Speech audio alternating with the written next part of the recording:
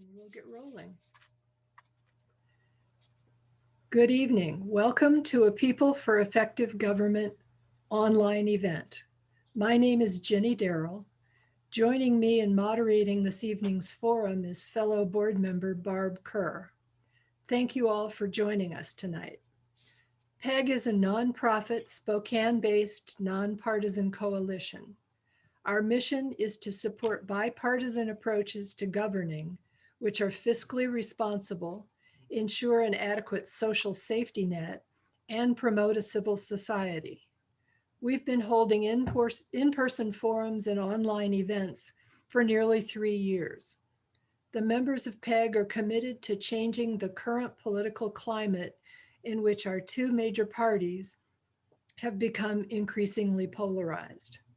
Through these forums, we're working to encourage sincere and civil debate about the challenges that our nation faces and about effective solutions to those challenges.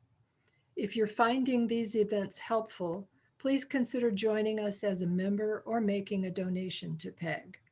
We're a 501c3 nonprofit relying on membership dues and donations to cover our costs. Please visit our website at www.pegnow, all one word, pegnow.org. This event is being videotaped and will be posted on our website in a week or two. As always, the views presented by our guest speakers are their own. As a nonprofit, PEG neither participates in political campaigns on behalf of or in opposition to any candidate for public office, nor engages in political activity of any kind. Our audience is encouraged to submit questions for our speakers using the Zoom Q&A feature. Please keep them brief so we can get to as many questions as time allows. It is a great honor to introduce our speakers this evening. Dr. Joseph Lenti, Associate Professor of Latin American History at Eastern Washington University, and Dr. Jorge Madrazo, Director of the Center for Mexican Studies at the National Autonomous University of Mexico in Seattle. Dr. Lenti has published widely on issues of labor and migration in the 20th century Mexico, and in his 2017 book, Redeeming the Revolution, The State and Organized Labor in Post-Tlatelolco, Mexico, was recognized as a book of distinction by the National Autonomous University of Mexico. Dr. Madrazo is the former Attorney General of Mexico and former president of the National Human Rights Commission in Mexico. Since 2000, he served his country and its people in this region, first as Mexican consul to the Pacific Northwest, and later as vice president of community relations for the CIMAR Community Health Centers, a nonprofit public health provider catering to Latino citizens in the area. Over the years, our speakers have collaborated on community projects that have ignited discussions on the evolving status of NAFTA, debated the historic and contemporary status of the Spanish language in the United States, and provided citizenship training to local Latino immigrants. We are honored to have Drs. Lenti and Madrazo as our speakers. Welcome to you both. Thank you so much. Thank you indeed. Great privilege being here. Okay, I think Jorge, if you don't mind, I'll start with my portion. Please. Okay.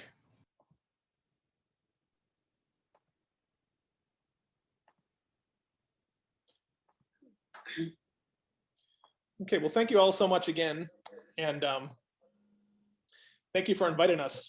I was really excited to be introduced to PEG last fall when I met a PEG member while volunteering for a campaign in town, and he made me aware of PEG and what it did, and I checked out the organization and its platform, and it could not be more important. It cannot be more important to have a centrist organization that looks at politics from a sort of moderate position, and as you mentioned, Ginny, attempts to celebrate compromise and moderation, which is, I think, the ticket for the success of a democracy. What I want to do tonight is, I'm a history professor at Eastern Washington University. I would like to give you a typical classroom lecture, a discussion I've had with students over the past 4 or 5 years about this concept, this idea that politics in the United States are changing and that they're becoming, quote, Latin Americanized. So that's a term I really want to kind of unpack to talk about, what that means. Where that term, what kind of assumptions does that convey? And what is the history behind using a term like that? So let's delve into this a little bit. The talk I expected to give changed entirely on January 6th. And you all know what January 6th is now. It's very much become one of these days that will forever live in infamy in US history, alongside, say, December 7, 1941, alongside September 11, 2001. January 6, 2021 will always be known simply by its date, because it's a watershed moment in the history of this country. And it's a watershed moment, meaning that people had a realization about something which they might not have known or really accepted until then. This is Congressman Mike Gallagher of Wisconsin. He was one of the more prominent faces of the day. Here he is in his office inside the Capitol. And you can see how his door is reinforced closed with this compression lock. And he podcasts from his office. And he basically calls upon the president to call off the riot, call off the insurrection. He says this is banana republic crap, meaning this kind of stuff doesn't happen in the United States.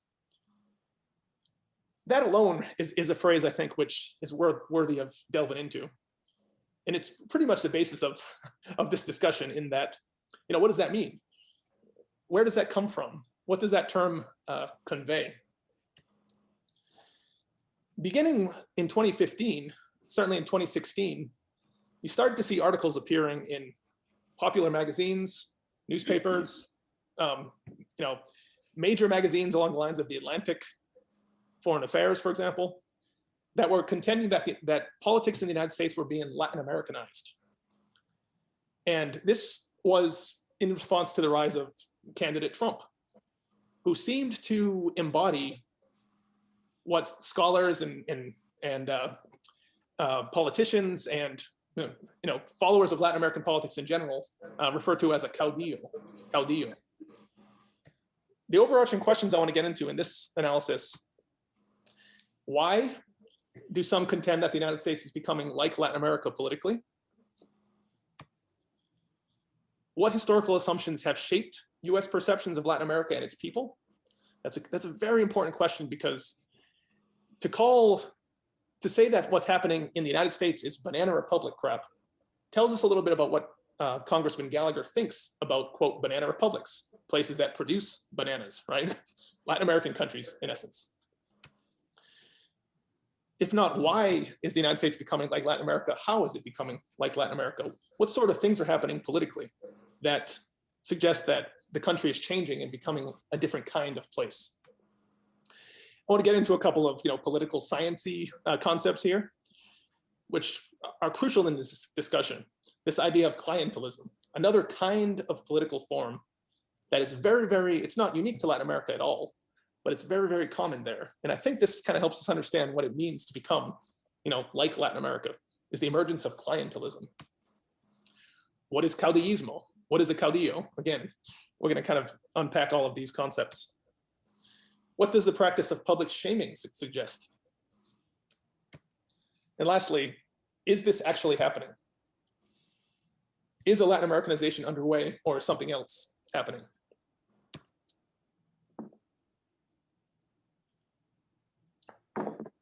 So first, what is a banana republic? Well, the term's been around for a really long time. It's been around since the late 19th century. It first appeared in print in a short novel by O. Henry cabbages and kings. I had no idea. I had to Google this. But O. Henry's pretty interesting. He was an American author who spent about 6 months living in Honduras in the 1890s. And he was escaping embezzlement charges in the United States.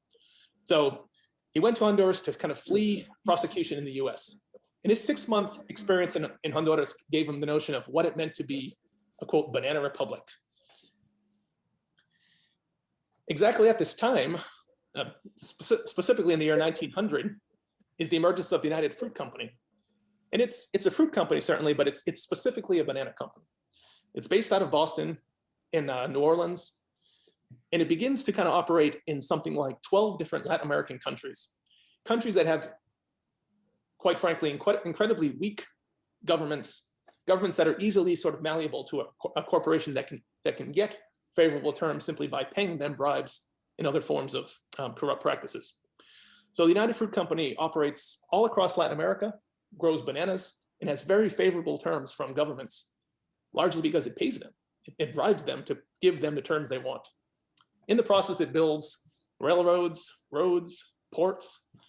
All of the infrastructure of these companies is not simply built by United Fruit, but it's typically owned by the company too, enabling the shipment of bananas to the developed world, places like the United States and Europe, in order to kind of fuel this trade. Honduras, being the original banana republic, is a country that is easily controlled by a small group of expeditionaries led by a guy named Lee Christmas, who is hired by banana magnates to basically overthrow that country, install a favorable regime, and then turn that country into an enormous banana plantation. So you're getting a sense of what it means to be in a banana republic from the perspective of North American actors, politicians, businessmen, soldiers. These are not countries with effective governments. They're not countries with the rule of law. These are countries where the government is weak and on the take. The United Fruit Company gives these Banana Republic tours on its Great White Fleet. This is a fleet of ships that it bought, decommissioned World War I warships mostly, that were turned into cruise liners to take people on a tour of the Caribbean, on a tour of, quote, banana land. And along the way, the United Fruit Company turns itself into the world's largest cruise ship company, as well as the largest producer of bananas. It's understood as an effective, successful, fine, upstanding American company, but to the peoples of Latin America, they call it El Pulpo, the octopus, because it has its tentacles in every aspect of their lives. It owns all of the best land. It pays workers virtually nothing, all through the complicity of the governments that it controls. And it suppresses any kind of worker actions or strikes brutally. And famously, there was a strike in 1928 in Colombia that resulted in the massacre of hundreds of workers who were basically advocating for better wages. And El Pulpo, the United Fruit Company, has complete impunity. It can do what it likes in the countries in which it operates. So there's not a lot of love lost between the peoples of Latin America and this company. Famously, the United Fruit Company orchestrates the overthrow of a democratically elected regime in Guatemala in 1954. And that's another example of direct regime change brought about by this company in one of these, quote, banana republics. This is a term actually that expands beyond Latin America. And this is a political, graffiti from Slovenia, a country that actually, I looked this up as well, that actually produces bananas. It's on the Mediterranean. It produces bananas in greenhouses, but accusations of corruption by the enemies of the opponents of the government contend that Slovenia too is becoming a banana republic, meaning it's corrupt. It's ripe with embezzlement, graft, nepotism. And you see the bananas kind of like, superimposed on the flag of the country. So it's a term that doesn't simply apply to Latin America anymore. It can apply to places like Slovenia and, according to Gallagher, the United States. Okay, there's a very important, let's say, environmental, religious, even racial connotations used in a term like that, which we can look at historically. Difference in climate is important here. I'm going to give you some quotes, but I'm not going to read them. I can ask you to look through them yourself here. But it's important to think about how someone like the Baron Montesquieu, a thinker of the French Enlightenment in the 18th century, how he, like most Europeans, looked to the Americas and saw it as a place of tropical indolence, meaning that these weren't places where progress could occur. These were places where people lived in this kind of tropical, languid existence, where the heat of the climate can be so excessive that the body there will be absolutely without strength. In essence, this is not an enlightened place. This is not an efficient place. These are all the things we associate with the tropics to this day, right? Because of the climate. And these kind of, environmental assumptions really kind of guide the way some people look at the peoples of Latin America to this day. They associate their abilities and their, abilities to be rational, efficient, entrepreneurial with the climate that they associate as not those things. A very interesting public opinion poll from the United States in 1940 absolutely endorsed these ideas that come from the Enlightenment, right? If you look at this public opinion poll here, and you can see that respondents had to list the words that they associated with the peoples of Latin America, Latinos, right? And the great majority of the terms that they decided upon, 80%, but a good half of the respondents associate qualities to the people of Latin America that we would not consider positive, right? Quick-tempered, emotional, religious. Religious not meaning, pious and devout, meaning, in this case, Catholic, meaning superstitious, backward, lazy, ignorant. On the other hand, the adjectives that come up the least are things that we associate with, positive qualities: efficient, progressive, generous, brave, honest, intelligent. So those of us in the United States kind of look to Latin America as a place where progress is almost impossible because of environmental conditions, and also this sort of emotional and the personality defects of the people of the region.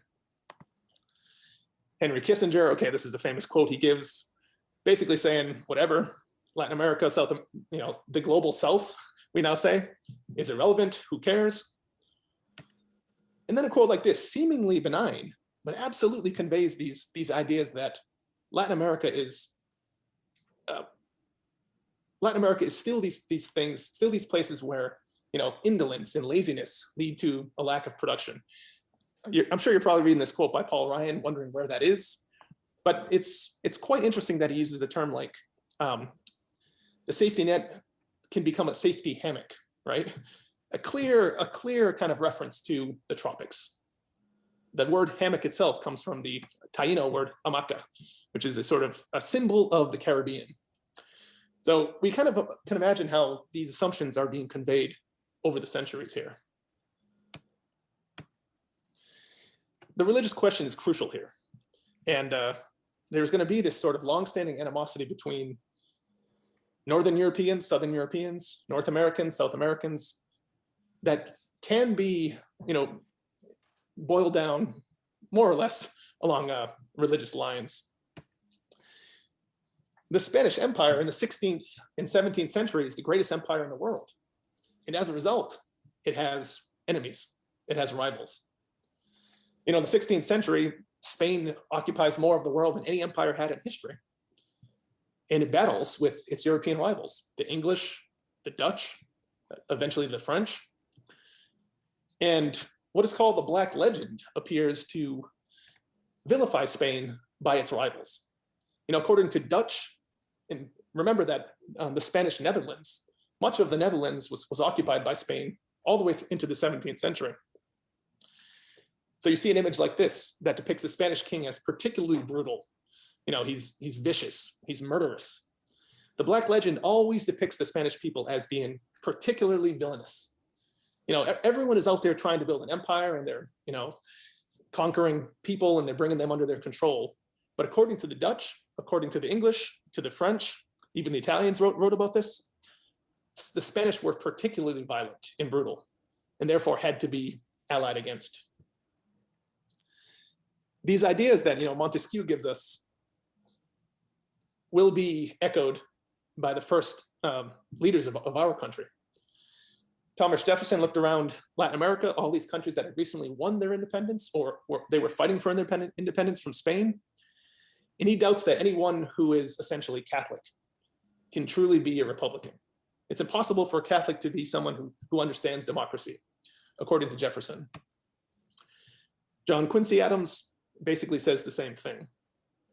Again, it's this kind of Catholic heritage or the legacy of the Spanish culture, which makes these people of the Americas unfit to rule themselves. This is important because when the United States intervenes in Cuba in 1898, it's very much under the pretext that Spain is unfit to rule an empire. And it's now important that the United States not only liberates the Cuban peoples from Spain, but takes over a country that is unfit to rule itself. And I want to get into that here because we can't talk about the story without thinking about these kind of racial questions. Images like this would have appeared all over the place in 1898 and thereafter, in the early days of US control of Cuba. The idea that the people of Cuba were simply unfit to rule themselves. Jefferson said it. It was endorsed by John Quincy Adams. And here we have the race question being more prominent than we've seen it before. You see some really direct and unambiguous quotes here about why the United States needs to occupy Cuba. So that it shouldn't be permitted to become Africanized and become a second Santo Domingo, meaning Haiti. The Haitian Revolution of 1804 was a nightmare for the United States. Plantation owners, slaveholders across the US feared that would happen in their own country. A slave rebellion that would lead to independence and essentially a race war carried out to sort of install a new regime. So the United States was terrified that something like that could happen in Cuba and ultimately threaten US interests, sugarcane interests mostly, railroad interests on the island. Those who were involved in the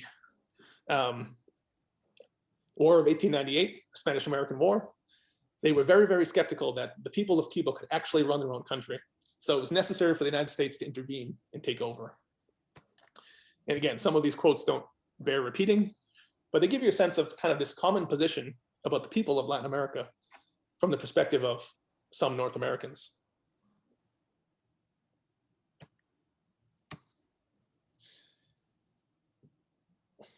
All of these positions are interrelated. Whether you're talking about environment, religion, race, even the question of what it means, the psychology of the peoples of Latin America are endorsed in the ideas in the writings of US politicians and journalists. Right? To Nixon, Fidel Castro is not a serious politician. He's not a serious leader. His slavish subservience to the prevailing majority opinion meant that he was a populist. He was a macho. He was charismatic, but not a serious individual, and therefore not anyone to worry about, at least as Nixon thought about it in 1959. You know how the Latins are? They love to look to the flowery language. This is Nixon, again, just pretty much belittling the peoples of Latin America as not being, stern, ascetic, serious in their understandings of government. It's kind of, it's a little bit silly here, but I think about films like this and how they are so common in US culture. Hollywood movies like this, I grew up watching this movie. I loved it. It's great.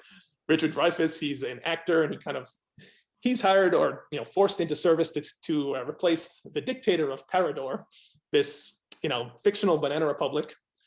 And he looks like him and he can portray him and he can then run the country serving the interests of this guy who's, the typical evil advisor who wants to use this actor to carry out his agenda.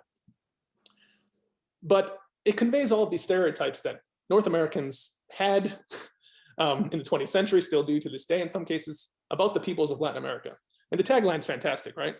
Where else in the world would a second-rate actor become president? Well, you don't have to be in a fictional banana republic. The current president of Ukraine was he was a star of a Ukrainian Ukrainian sitcom. He's the president of Ukraine. Arguably, our former president was a B-list actor who became president. And these are not in banana republics. These are nations that we consider, northern, industrial, first world countries. So cliches abound in this story, and they need to be assessed. Let's go into some of the political structures at work. How do some argue the United States is becoming like Latin America? This concept of clientelism is absolutely crucial here. Sometimes it's referred to as the otherism. The otherism. You could talk about capitalism, you can talk about socialism, you could talk about liberalism or conservatism, but an ism which helps us understand the way politics are conducted in the developing world, maybe in much of the global south, is this notion of patron-client exchange. Clientelism gives political or financial support to a patron in exchange for benefits of some kind. You can imagine a shantytown on the outskirts of Buenos Aires, or a shantytown on the outskirts of Mexico City. Here, people are living day-to-day existences, and they need that daily delivery of water. It's not water coming through a pipe, it's water coming on a truck in a bottle. And they need that daily water to survive. So they're going to do things, and they're going to kind of fulfill the demands of local political leaders, intermediaries who tell them where to go, where to demonstrate, how to vote, in exchange for a basic service like water. Police protection. If you want the police to patrol your streets, you have to sort of give your political allegiance. You have to vote a certain way. Here's a very famous picture of, this is Evita Perón, First Lady of Argentina in the 1950s. And she led a government which carried out a very, very efficient kind of network of patron-client exchange. Here she is literally distributing gifts to children at her foundation in a way which shows the people of Argentina, specifically the poor, that their leaders directly deliver benefits to them. They give them gifts. They hand them presents in a way which wins their loyalty, votes, even their love. It's a source of political co-optation. It integrates otherwise marginalized sectors of the population into the systems of the developing world. This is important for the reasons I just discussed. Why is it so prominent in Latin America?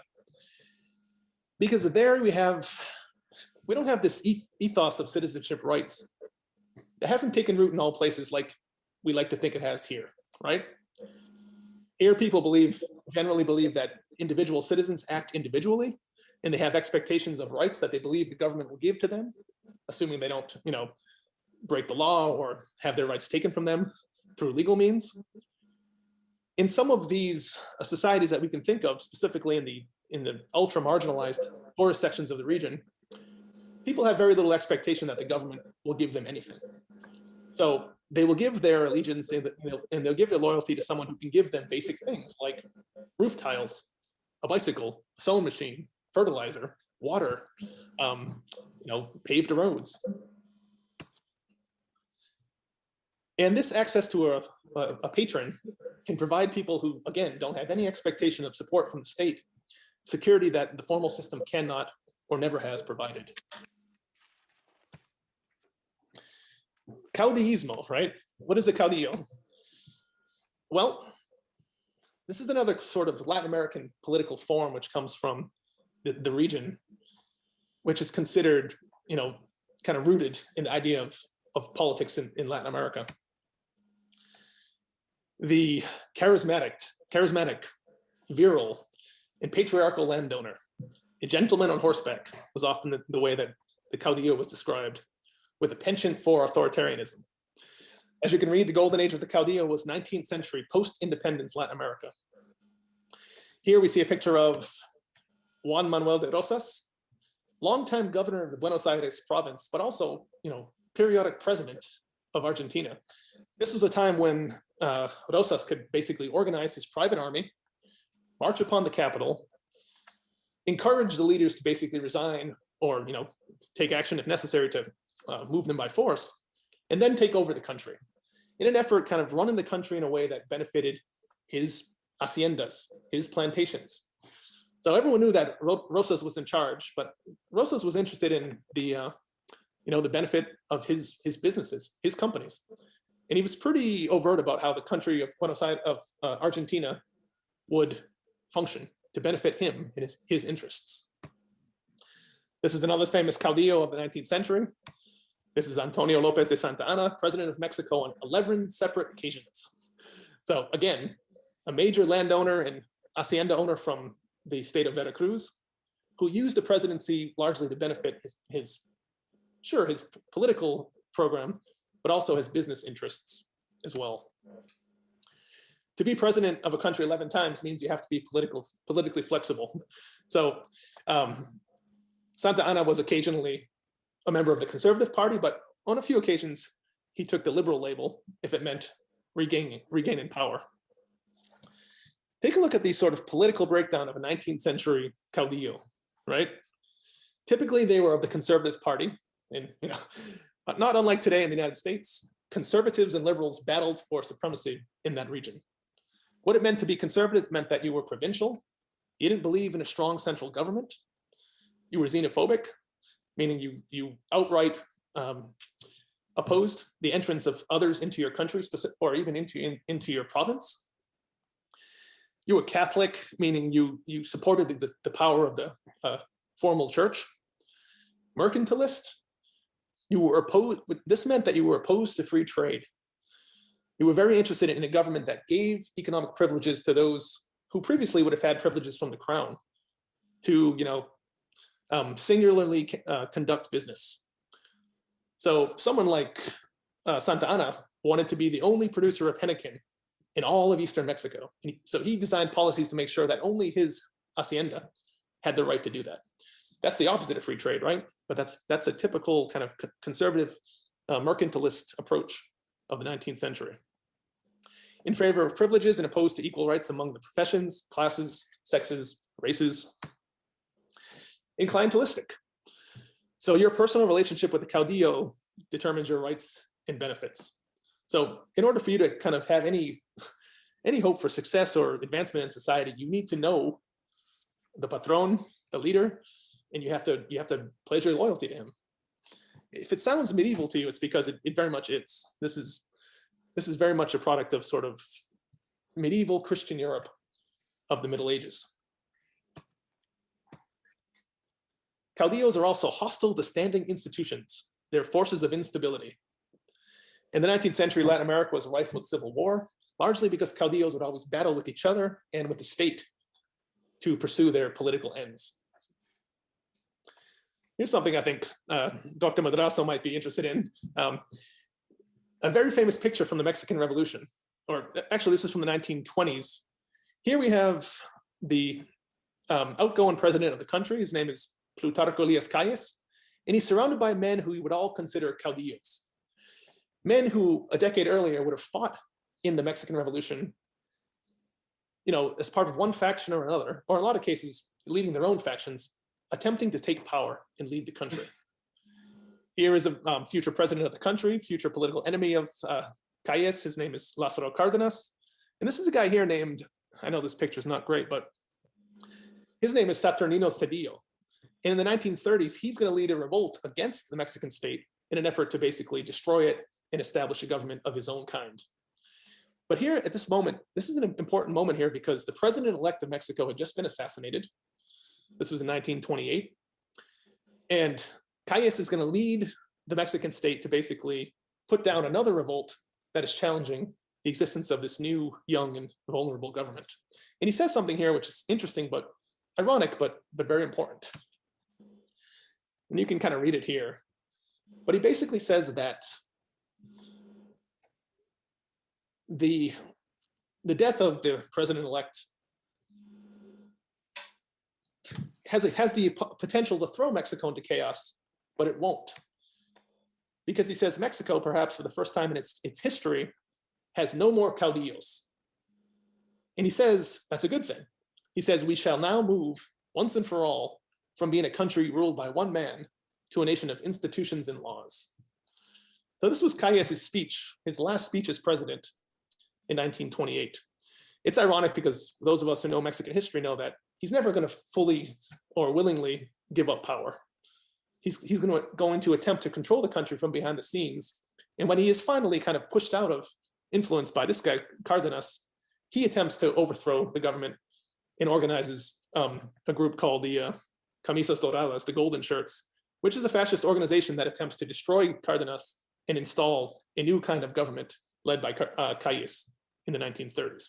So he spoke a good game in terms of respecting law and order, but he didn't actually live those ideals thereafter. So to go back to our original discussion here, the idea that Donald Trump is a caudillo has been repeated over and over again by so many different scholars from different perspectives, right? The question, is he an American or Yankee caudillo? Carlene West, I just heard her recently give a report about this, the caudillo tendencies of President Trump and his followers. Omar Encarnacion, he was the one who wrote, was one of the first people to allege that Trump had all of the sort of demagogic, he was filled with braggadocio, he's filled with sort of misogynistic tendencies of the classic caudillo. Andres Oppenheimer, he's an Argentine journalist who's lived for a long time in the United States. He called Trump a caudillo back in 2015 for the way that his personality kind of fits that of the 19th century Latin American dictator. Other political scientists like Javier Corrales, Stephen Rage, Enrique Krause, a very, very renowned Mexican historian. He's written extensively on this.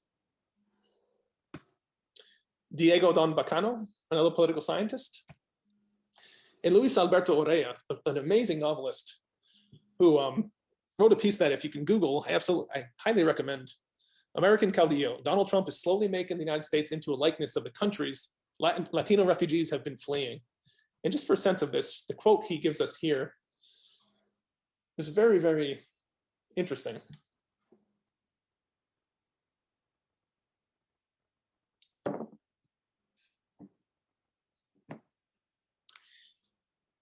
In Urrea's quote, his article in general gets into the idea, it explains how Trump is explained caudillo tendencies and his disrespect for democracy, his attack on the institutions, but also in the way that he kind of he conveys these kind of basic, banana republic ideas. So we get a sense of how others kind of view peoples of the South, right? The South becomes a synonym for backwardness, for tropical indolence, for inefficiency. And it can be used over and over again without even saying those words.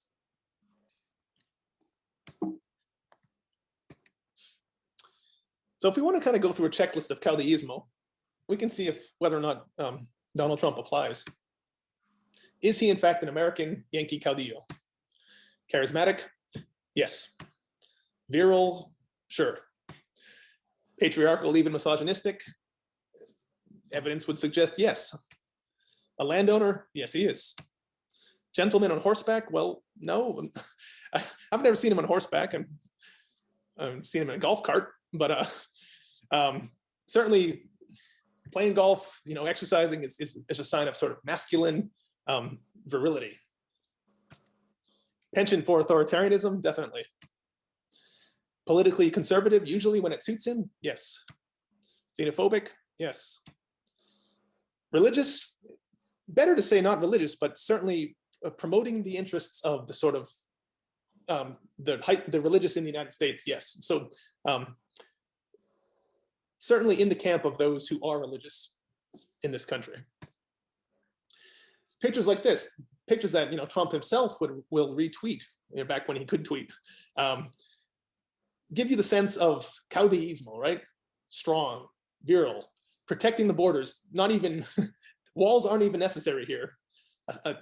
Singularly qualified to protect the country with a bazooka from any threats that might threaten it.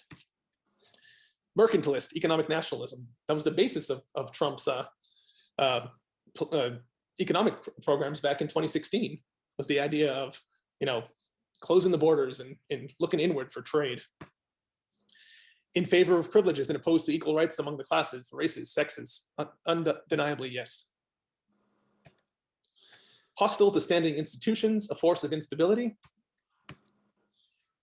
The events of January 6th would suggest yes.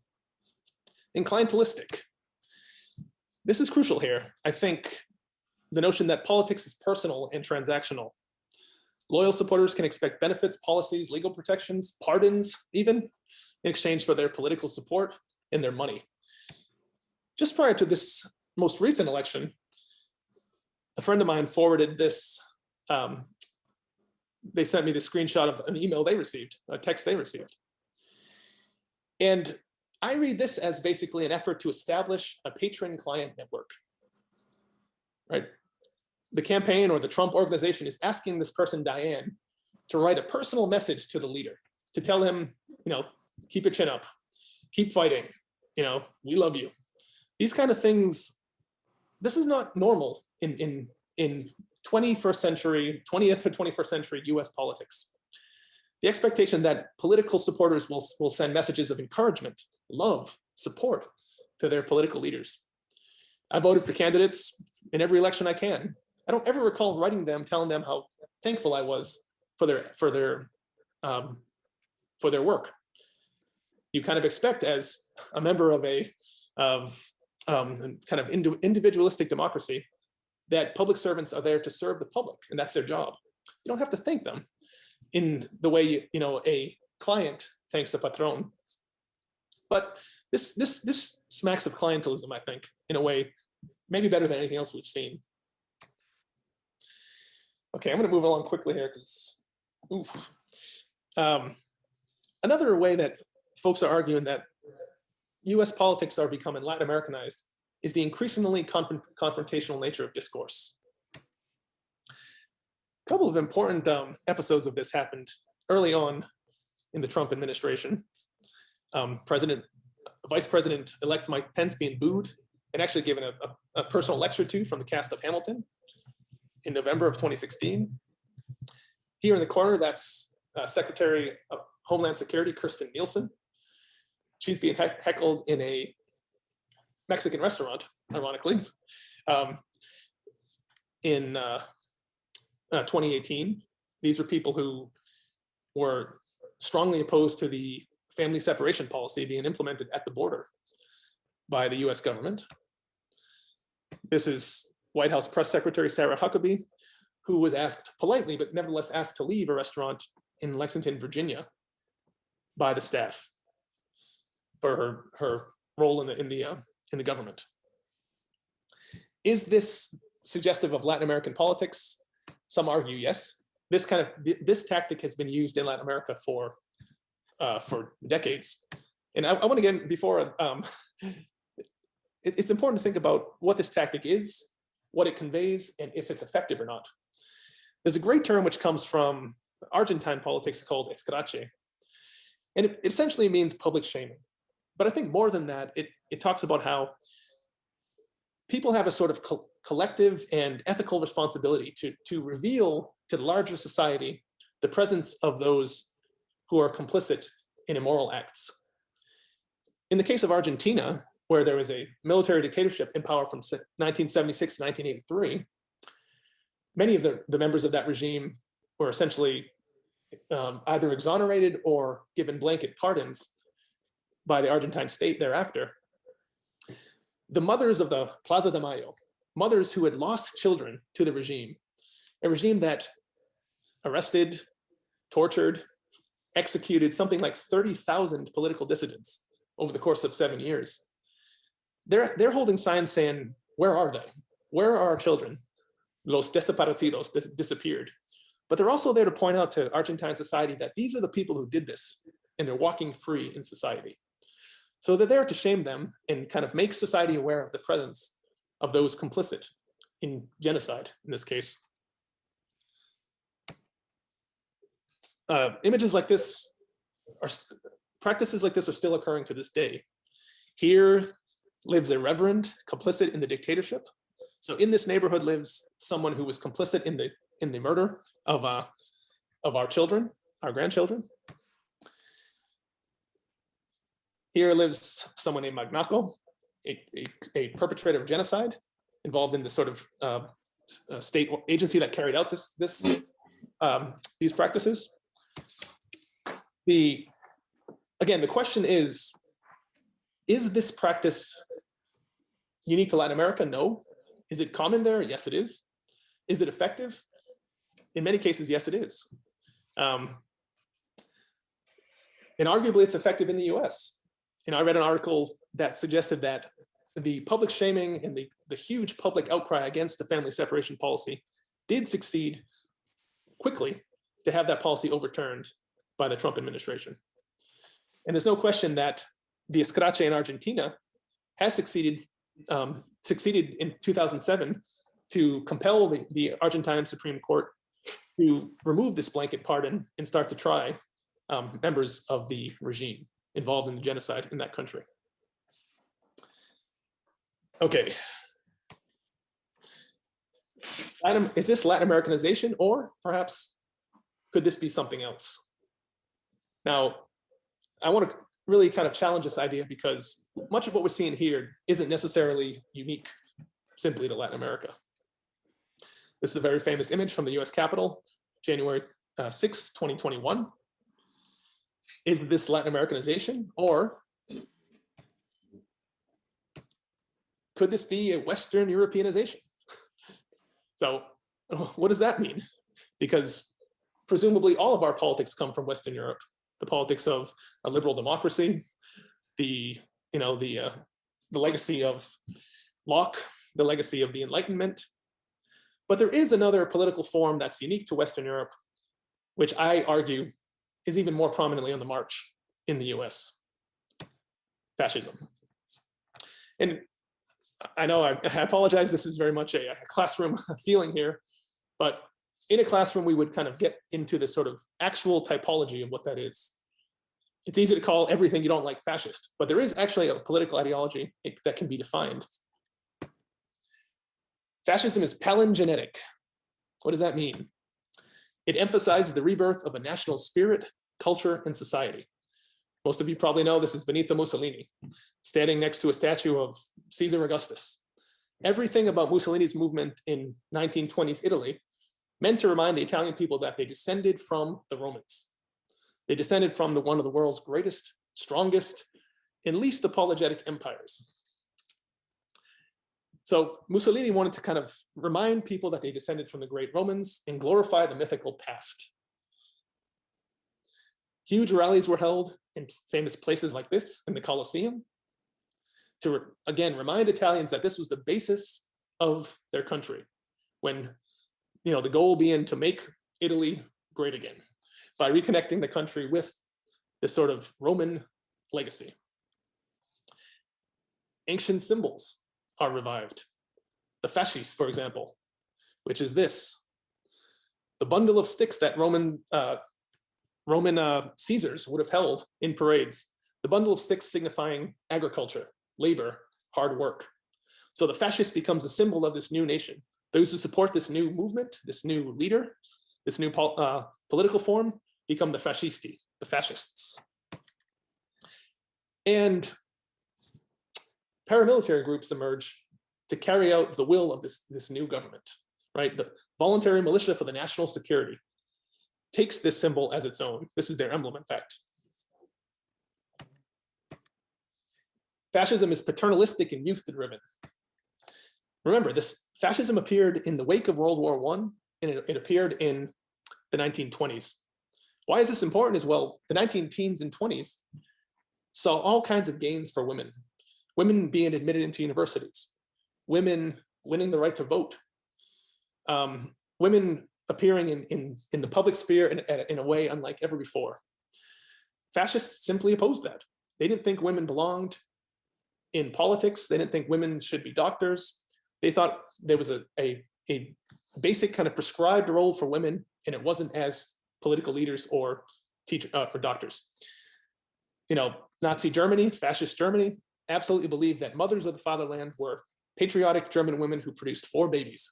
That was the best and the most kind of productive role for women, not involved in politics or business or the economy. Fascism exalts youth. There's a lot of uniforms, there's a lot of marching. Strength and masculinity is kind of the basis of these movements. So you see a lot of organizations like this. Mussolini's Black Shirts. Mussolini's Black Shirts marched on Rome in October 1922 and effectively seized control of the country. By this point, the fascist movement in Italy was undeniable. So much so that when Mussolini marched on Rome, he was basically given the keys to the kingdom by the King of Italy, Victor Emmanuel, who met him and kind of rode in a carriage with him through the streets of Rome while people cheered. He effectively turned over the country to this undemocratic kind of militaristic organization and said, it's yours now, knowing that he couldn't stop them at this point. So the March on Rome was less violent than January 6th, and it was effective, unlike January 6th. Fascism is also anti-liberal. Remember all that talk I gave you about liberals and conservatives in the 19th century Latin America? Well, fascism is opposed to liberal ideals. It's nationalistic, meaning that it believes in strong national borders and no unity among, say, the working classes of the world, which is a principle of socialism. It endorses class differentiation and is opposed to political egalitarianism. Again, the ideas of the Enlightenment that we're all born equal with equal destinies is something which fascists simply don't agree with. They believe you're born into a caste, and that's God's will, and you should kind of be happy in that caste. Let the natural leaders lead as God intended. It's non-rational and anti-modern. Important kind of 19th, 20th century buzzwords here. Let me give you a couple of snippets of quotes here that really convey this notion of non-rational and anti-modern. When German Nazis, put together propaganda campaigns, they very much focused on how to reach most people, how to do it in a way that's most effective. All propaganda must be popular, meaning geared to the masses, and its intellectual level must be adjusted to the most limited intelligence amongst those it is addressed to. So it can't be complicated. It can't have multiple positions. It has to be simplified and, just basic as possible. The psyche of the great masses is not receptive to anything that is half-hearted and weak, right? It has to be strong. It has to be direct. It can't be convoluted or complex. The broad mass of a nation does not consist of diplomats or even professors of political law or even individuals capable of forming a rational opinion. It consists of plain mortals. So again, reason and rationality are not the goals here, but simplistic messages that people can unite around. The people in their overwhelming majority are so feminine by nature and attitude that sober reasoning determines their thoughts and actions far less than emotion and feeling. Here we see all of the kind of principles of fascism conveyed, that being feminine is a negative thing. That's not anything that belongs in politics or in the public sphere. So we see the sort of misogynistic aspect of it. We see the belief in the anti-rational, anti-modern aspect of it. And we see the sort of militaristic aspect of it in this way that propaganda needs to be direct and severe. Probably most of you know these are direct quotes from Hitler's Mein Kampf, who basically wrote the playbook for fascism and how to promote it while in prison in 1924. And lastly, I think fascism is secularist. It wants to create a religion, but not a religion controlled by any church, a religion controlled by the state. It aspires to create a civic religion that imposes a cult of the leader. This is not unique to fascist Europe. These kind of fascist tendencies appear all over Latin America thereafter. One of the kind of most interesting, I won't say, greatest, it's very little great about it, but it's certainly historically interesting, is the regime of Rafael Trujillo, president of the Dominican Republic from 1933 through 61. everything about Trujillo's government was meant to install a cult of Trujillo. Things he does, like renames the capital city. The oldest continuously occupied European city in the Americas, Santo Domingo, becomes Ciudad Trujillo in 1936 to honor the president. The Dominican Party has a slogan, basically, is based around the image of Trujillo. He's surrounded by sycophants who basically give speech after speech after speech explaining how great this guy is, how everything about him is essential to the success and the progress of the nation.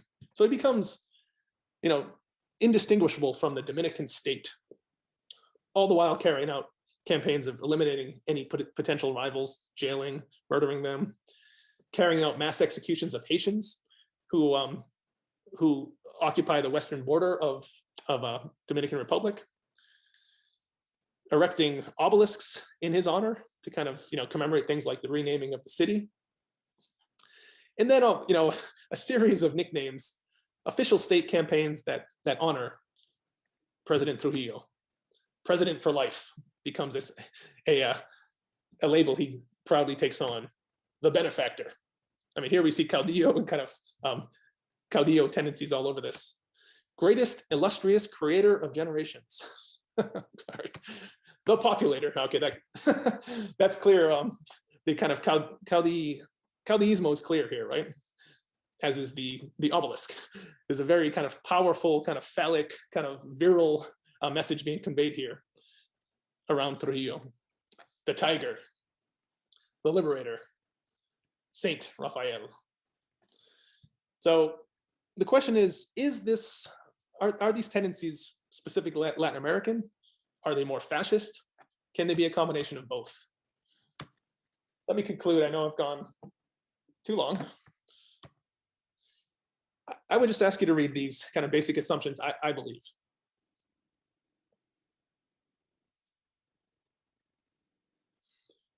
It's important to consider how saying that we become Latin Americanized or how we're becoming a banana republic conveys historical ideas, cliches even, about the region and its people. Trumpism is clientelism. I don't believe there's any two ways about it. A political form with deep roots in Latin American history. Trump is a Yankee caudillo by most standards. I think I listed that checklist I gave you shows how if you take a basic understanding of caudillismo, Donald Trump's political actions, his policies, his personality fits into the majority of those categories. The increasingly confrontational nature of US politics doesn't prove a Latin Americanization, although the US brand of escrache has been and will likely continue to be effective in force and policy change. And ultimately, I think Trumpism is as comparable to European-style fascism as it is to political forms that we frequently associate with Latin America, for example, clientelism, caudillismo, and populism. One last thing, I'll give the floor to Jorge in a moment here. I want you to think about symbols that we associate with kind of Latin American politics. Icons of political heroes and icons. This is Eva Perón on a building in Buenos Aires, Argentina. This is Che Guevara on a state building in Havana, Cuba. These are the eyes of Hugo Chavez, the deceased former president of Venezuela, whose eyes are now appearing all over the city to kind of suggest to the people of Buenos Aires, Caracas, that the caudillo is watching, right? Are these expressions of national unity, patriotism? Or are they reminders of or demands for loyalty to one's political network? The iconography of Latin American politics is very, very poignant. You don't need to see much more than this to know what this is a symbol of. These are the eyes of Emiliano Zapata, not a leader or a former president of Mexico, but a revolutionary figure who constantly challenges the Mexican state to live up to the ideals of that country's movement. In the United States, are we demonstrating patriotism, a love of country with images like this? You could call this the iconography we associate with Latin America, a single face, no name required, that conveys a message. Is this a symbol of patriotism? Is this a symbol of patriotism? We have a message here together with Bernie, but nothing more than his hair or his glasses conveys the idea that I support this person, I support his program, I support his network. Bumper stickers like this appear in the US. And these things appear, this is now a symbol of who I am in the virtues that I convey. A sort of permanent political campaign that's carried out now in the United States in a way that we can associate with caudillismo or network building, not electoral politics. These are, seemingly benign, upbeat images, but they're not any different, I argue, than this. This is a sticker you can buy, you can put in your car. It's a menacing symbol that very much kind of conveys to the world, this is who I support, this is my network, this could be my caudillo, if you want to use that term. And in this regard, you could say that US politics have changed. It's not a country, it's not a practice of institutions and laws as much as it is loyalty to an individual in that person's cause. The final quote of the night comes again from Calles, who, conceivably supported laws and institutions, but found himself a very bad institutionalist. I need remind no one of how caudillos obstructed the formation of strong alternative means by which the country might have confronted its internal and external crises. Nor need I remind you how the caudillos obstructed or delayed the peaceful evolution of Mexico into an institutional country, one in which men are what they should be, mere accidents of no real importance beside the perpetual and august serenity of institutions and laws. With that, I say questions later on.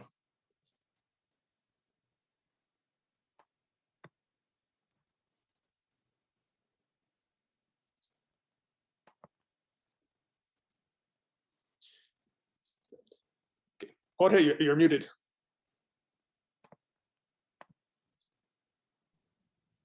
Can you hear me now? Yes, thank you. Good evening. I hope you all are doing very well in the midst of this horrible pandemic and this miserable weather.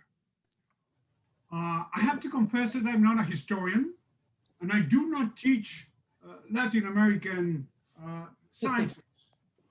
I'm a lawyer, I have to confess. No one in this life is perfect. I'm a lawyer, and for many years I taught constitutional law in my alma mater, the National University of Mexico, the School of Law, and the Institute for Legal Research.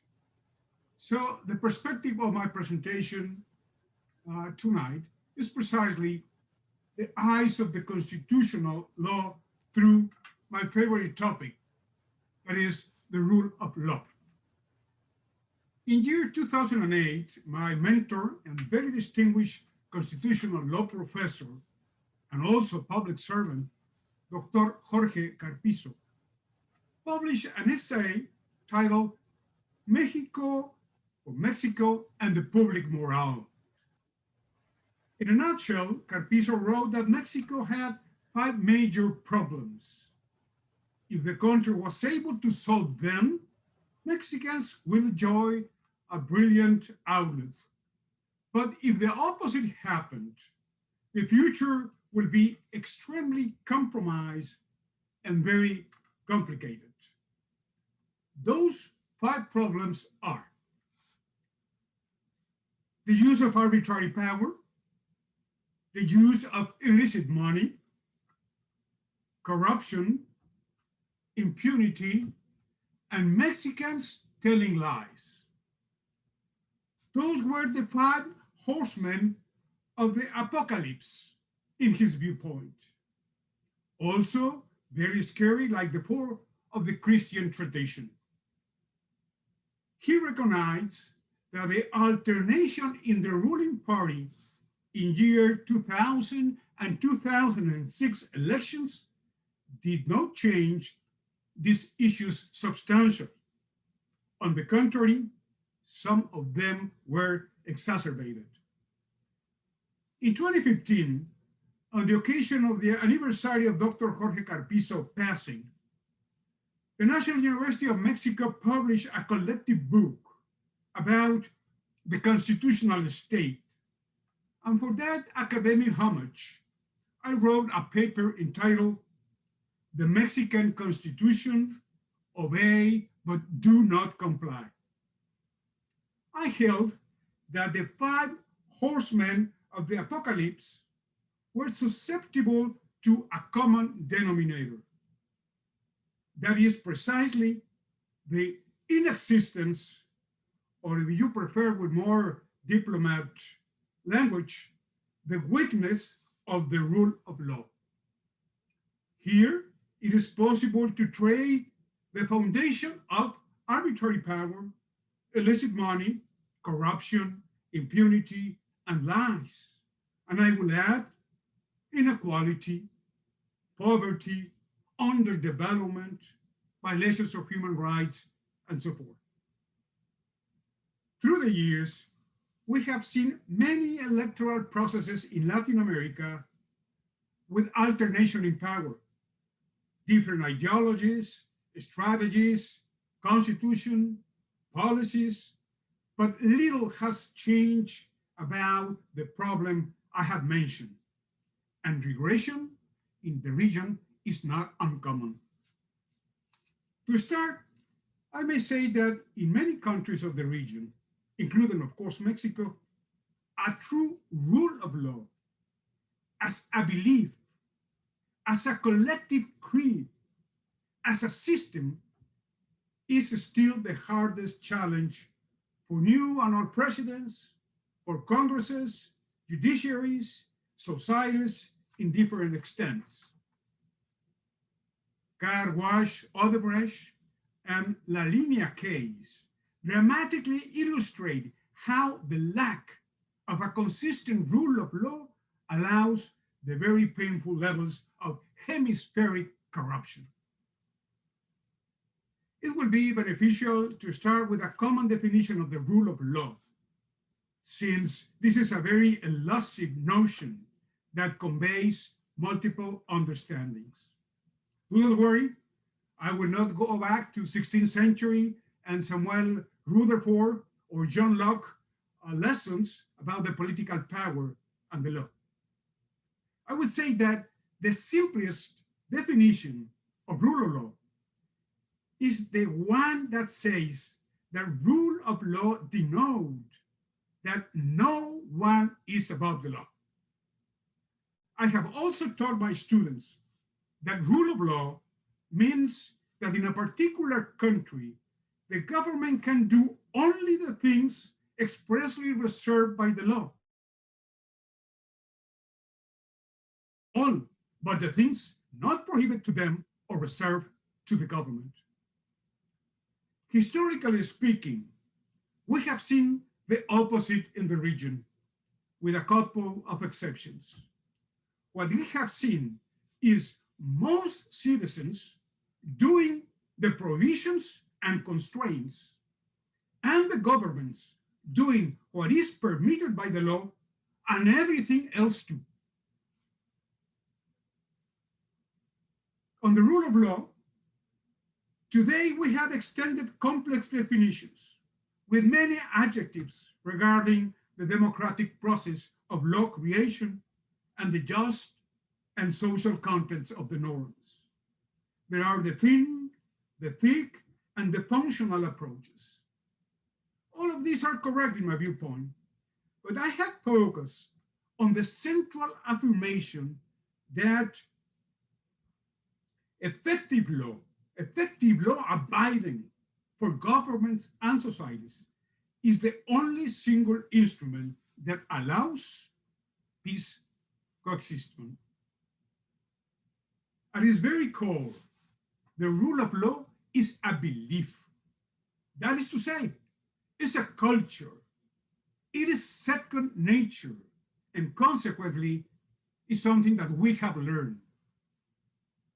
Precisely, the International Development Law Organization has said that chiefly the rule of law is a culture and a daily practice. The rule of law is the rule of all rules, as Mexican constitutional law professor Diego Valadez has explained, is the rule, he said, in which everyone subordinate their behavior to the norms under the barter that the rest of the people do the same. Over the years, in many countries, this belief has been taught generation after generation at home, during dinner time, with the intimate and consistent conversation that parents have with their children. It is common to listen children in the United States and in many countries of Europe too, saying, I will do it or I won't because this is the law. I've heard nothing similar in my country, for instance. In 2018, we had a conference in Seattle to analyze the US-Mexico relationship. One of the panelists, distinguished Claremont professor Roderick Camp, offered an example of what the rule of law means in the United States and in Mexico by comparison. And he said, let us hypothetically imagine a local highway in the middle of the night in central Kansas, and a driver conducting his vehicle, and all of a sudden, at the distance, he sees a total stop sign. The driver is convinced that no one else is coming from the east, nor the west, from the north, nor the south. Nevertheless, the driver comes to a complete stop at the sign and then continue his driving. In the same situation, in the very same situation, the Mexican driver, after seeing the total stop sign, will watch at the distance to see if someone else is coming. And if he doesn't pick anyone, he will accelerate without stopping through the intersection. In my humble perspective, in most cases, the problem is not the content of the law, of the norms, but the lack of implementation or deficiencies in the implementation based on the lack of belief in the rule of law. I am totally convinced that we will not see any progress in this essential subject unless we change our mindset. 4 years ago, in Mexico, we celebrate the centennial of the Constitution of 1917, the second oldest in the Americas, by the way, but with more than 700 formal amendments. We have no time to study Article 5 of the US Constitution and Article 135 of the Mexican Constitution. It's pretty much the same mechanism. But here in the States, you have 27 formal amendments. And in Mexico, you will see in a moment, we reach the amount of 742 formal amendments to the Constitution. In that opportunity, within a significant academic debate, my opinion was that we do not blame the Constitution for the tragic conditions of Mexico, because the question was, do we need a new constitution, or we need more amendments to the Constitution, or what in the hell we need? And my opinion was that we cannot blame the Constitution for the tragic conditions of Mexico those days. On the contrary, the lack of implementation of the Constitution was responsible for that condition. Then I conclude my participation by saying that that debate was totally irrelevant unless Mexicans as citizens and the government change their belief about the law. In 2003, UNAM published a collective empiric book with a survey performed to 1,794 people, representative of Mexico's diversity. One of the questions of self-perception was, how much do you respect the law? 27.7% of the respondents answered they comply to the law always. More than 60% answered that they comply with the law around half of the time. At the end of this analysis, the authors wrote, quotations, self-perception about the law seems to be more pleasant than the opinion of the general behavior of society. The high and positive perception of the self-conduct is shown in open contrast with daily practices. In 2017, in a book entitled Los Mexicanos y su Constitución, Mexicans and their Constitutions, authors of this same institute wrote on page 34, we live in an anomic society in which the inexistence or weakness of institutional norms has produced the inexistence or weakness of social norms to obey the law. And this has been tolerated and became normal. Where exactly is the origin of this problem of Mexico, and very likely of other countries of perhaps Mesoamerica, Central America, and South America? It's difficult to say, but frequently I explain to my students that the difference resides in the development of this culture in the United States in one hand and in Mexico in the other. Let's see what the history says. On November the 11th, 1620, still on board of the ship, the passengers signed the Mayflower Compact, a product of the agreement between the Pilgrims and the strangers. And through this document, they institute the civil body politic with the idea of self-government and with the aim of passing just and equal laws. With this principle, they founded the new nation under the guidance of the law. William Brewster, author of the compact, was, no doubt about it, a singularly wise man. We start differently, and today, besides the comments of my dear friend Joseph Lenti, we are different, US and the rest of Latin America. Let's see what happened in Mexico. In year 1519, someone named Hernando Cortés Monroy y Pizarro Altamirano, that's the full name, the birth certificate of someone known as Hernán Cortés, the conquistador, the conqueror of Mexico.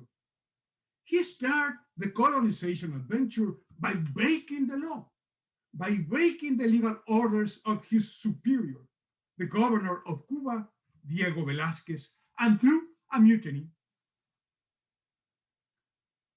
Hernán Cortés had 5 known descendants, 3 girls and 2 boys. And the 2 sons had exactly the same name, Martín Cortés.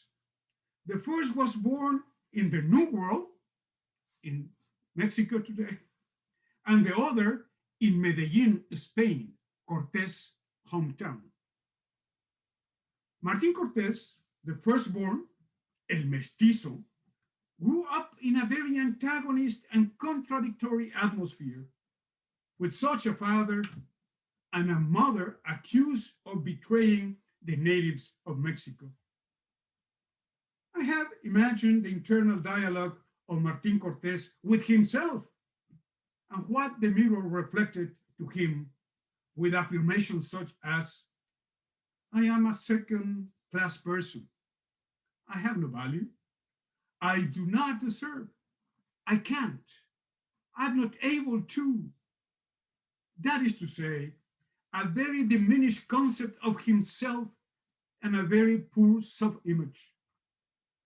his self-esteem was non-existent, none self-respect at all. If there is no self-respect, it is impossible to respect others, the rights of others, this concept of the otherness. If one is unable to respect others, it is impossible to respect the product of others, in this case, the norms. And among those norms, the law. This is a syndrome that I have named the Martín Cortés el Mestizo syndrome. And this syndrome has passed generation to generation.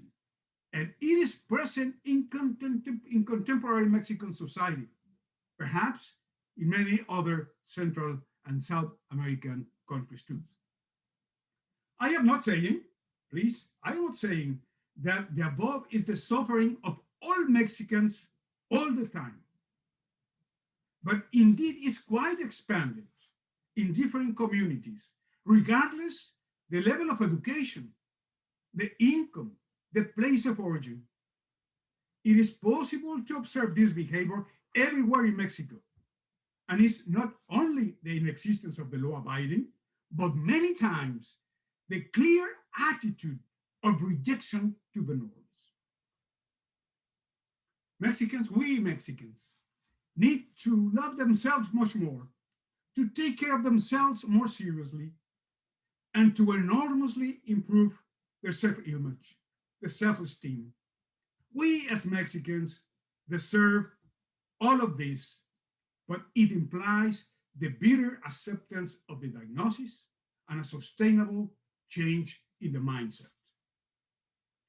I am not implying that in the US, all is perfect in connection to the rule of law. Recently, this principle has been seriously jeopardized, and we have not yet seen all the consequences of this challenge.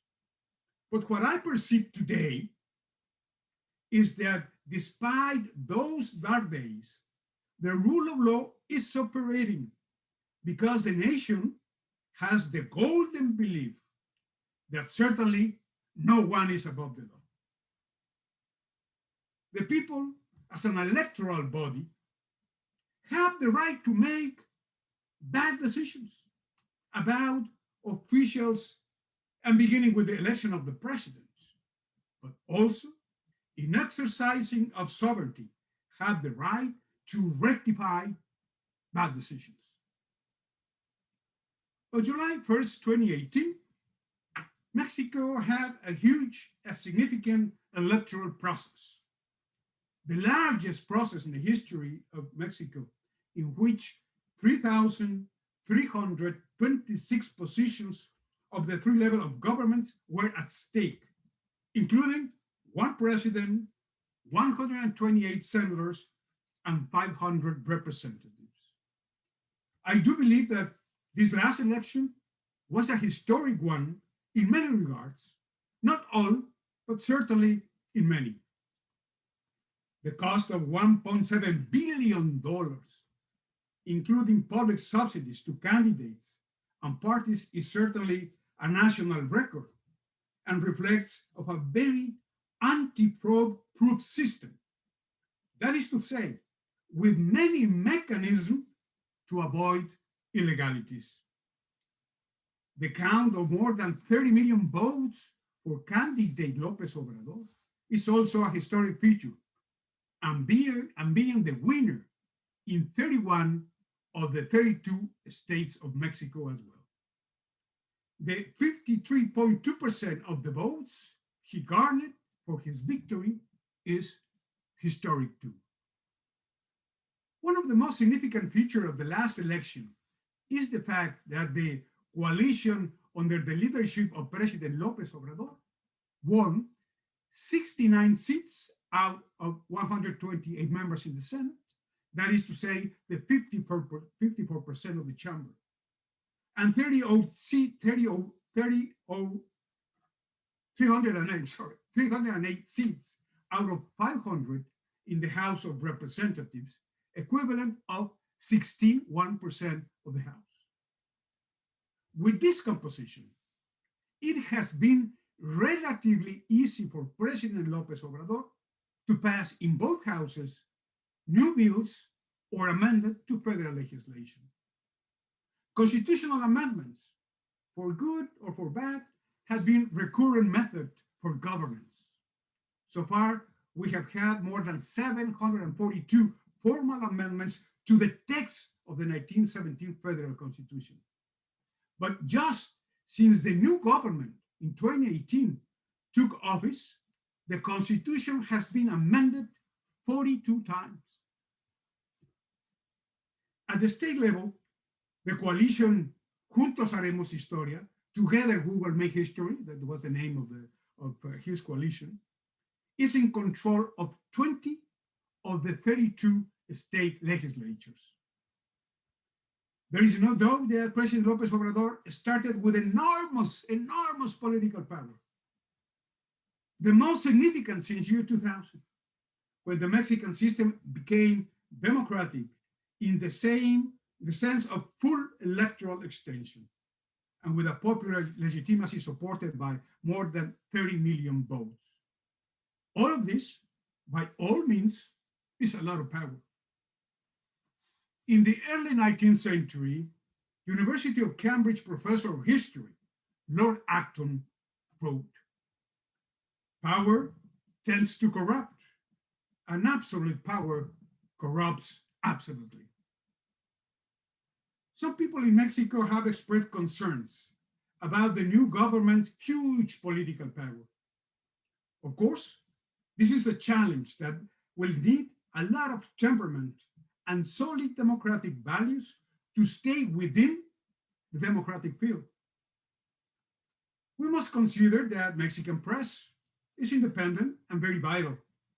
The political system, the party's political system, works despite the fact that the PAN and the PRI outcomes in last election were pretty poor. The private sector and entrepreneurs are of the most importance for the economy, and they also play a significant role in check and balances. In other words, despite the fact of the enormous power, legitimacy and popular support of the new president, the check and balance will prevail. At last, in my very humble opinion, but today, and let me stress the word today, this is only a wishful thinking. Complete respect and promise of not attempting to amend Article 83 of the Mexican Constitution will ensure the expectations for a promising presidential term. The constitutional clause foresees the principle of no re-election for the President of the Republic. This is the most important constraint to the power of the executive branch of government. It is a golden rule in the political system of my country. Actually, the Mexican Revolution erupted in 1910 to create this worthy principle. On December the 1st, 2018, President started the construction of the so-called fourth transformation of Mexico, La Cuarta Transformación. It's the cuarta just after the first, which was the independence, the second, the reform, the third, the revolution process, and now, he said, my government represents the fourth transformation. This statement that sounds a little bit presumptuous should be, if that is the case, a description of the administration in year 2024, at the end of his presidential term, but not now. University of New York professor of law and psychology, Thomas Taylor, based on an empirical research, conclude that at least in communities in the United States, the perception of legitimacy is the main factor leading to law abiding, behaviors, respect, and fulfillment of the law, being more significant than the content of the law and the perception of how fair and just the norms are. I do not know if this conclusion may be applied to Mexico, But if it is, the current president legitimacy is called to produce a solid system based on the rule of law. Two major axes are the core of the current Mexican federal administration. First, the fight against poverty and inequality, and secondly, the fight against corruption. I am very much supportive of these priorities. We need to recognize that Mexico is a poor country. From the 126 million residents, 52 million are poor. The World Bank has published that 41.9% of Mexico's population live in multidimensional poverty. 6.6% survive, only survive, with less than $3.20 a day. Poverty also divides Mexico's territory. The South, formed by the states of Chiapas, Oaxaca, Guerrero, Veracruz, and Puebla, concentrate the highest number of Mexicans living in poverty, while the northern states, both Bajas Californias, Coahuila, and Nuevo León, have a significant development. I recently learned in a major Mexican newspaper that just 16 people in Mexico hold the assets equivalent to all public debt of the country. Poverty and inequality are calamities that we need to solve with no more delays.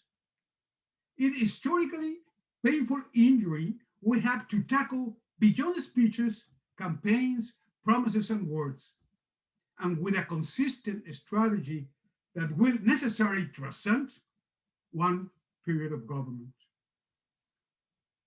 If only this goal, of many more, is effectively reached by the current administration, this period of government will be a success. Fight against poverty is articulated with the combat of the endemic problem of corruption. The World Bank has calculated that Mexico's corruption is equivalent to 10% of the country's GDP. And our GDP is $1.15 trillion. By the way, 19 times smaller than the US GDP. On a scale of 0 to 100 points, which is the metric used by the Index of Corruption Perception in the world, Mexico scores only 31 points, which is 2 points better than the score that we got in year 2019. On the list of 180 countries analyzed by this World Index, Mexico is in place 124th. It is the last out of the OECD countries and certainly the last of the G20.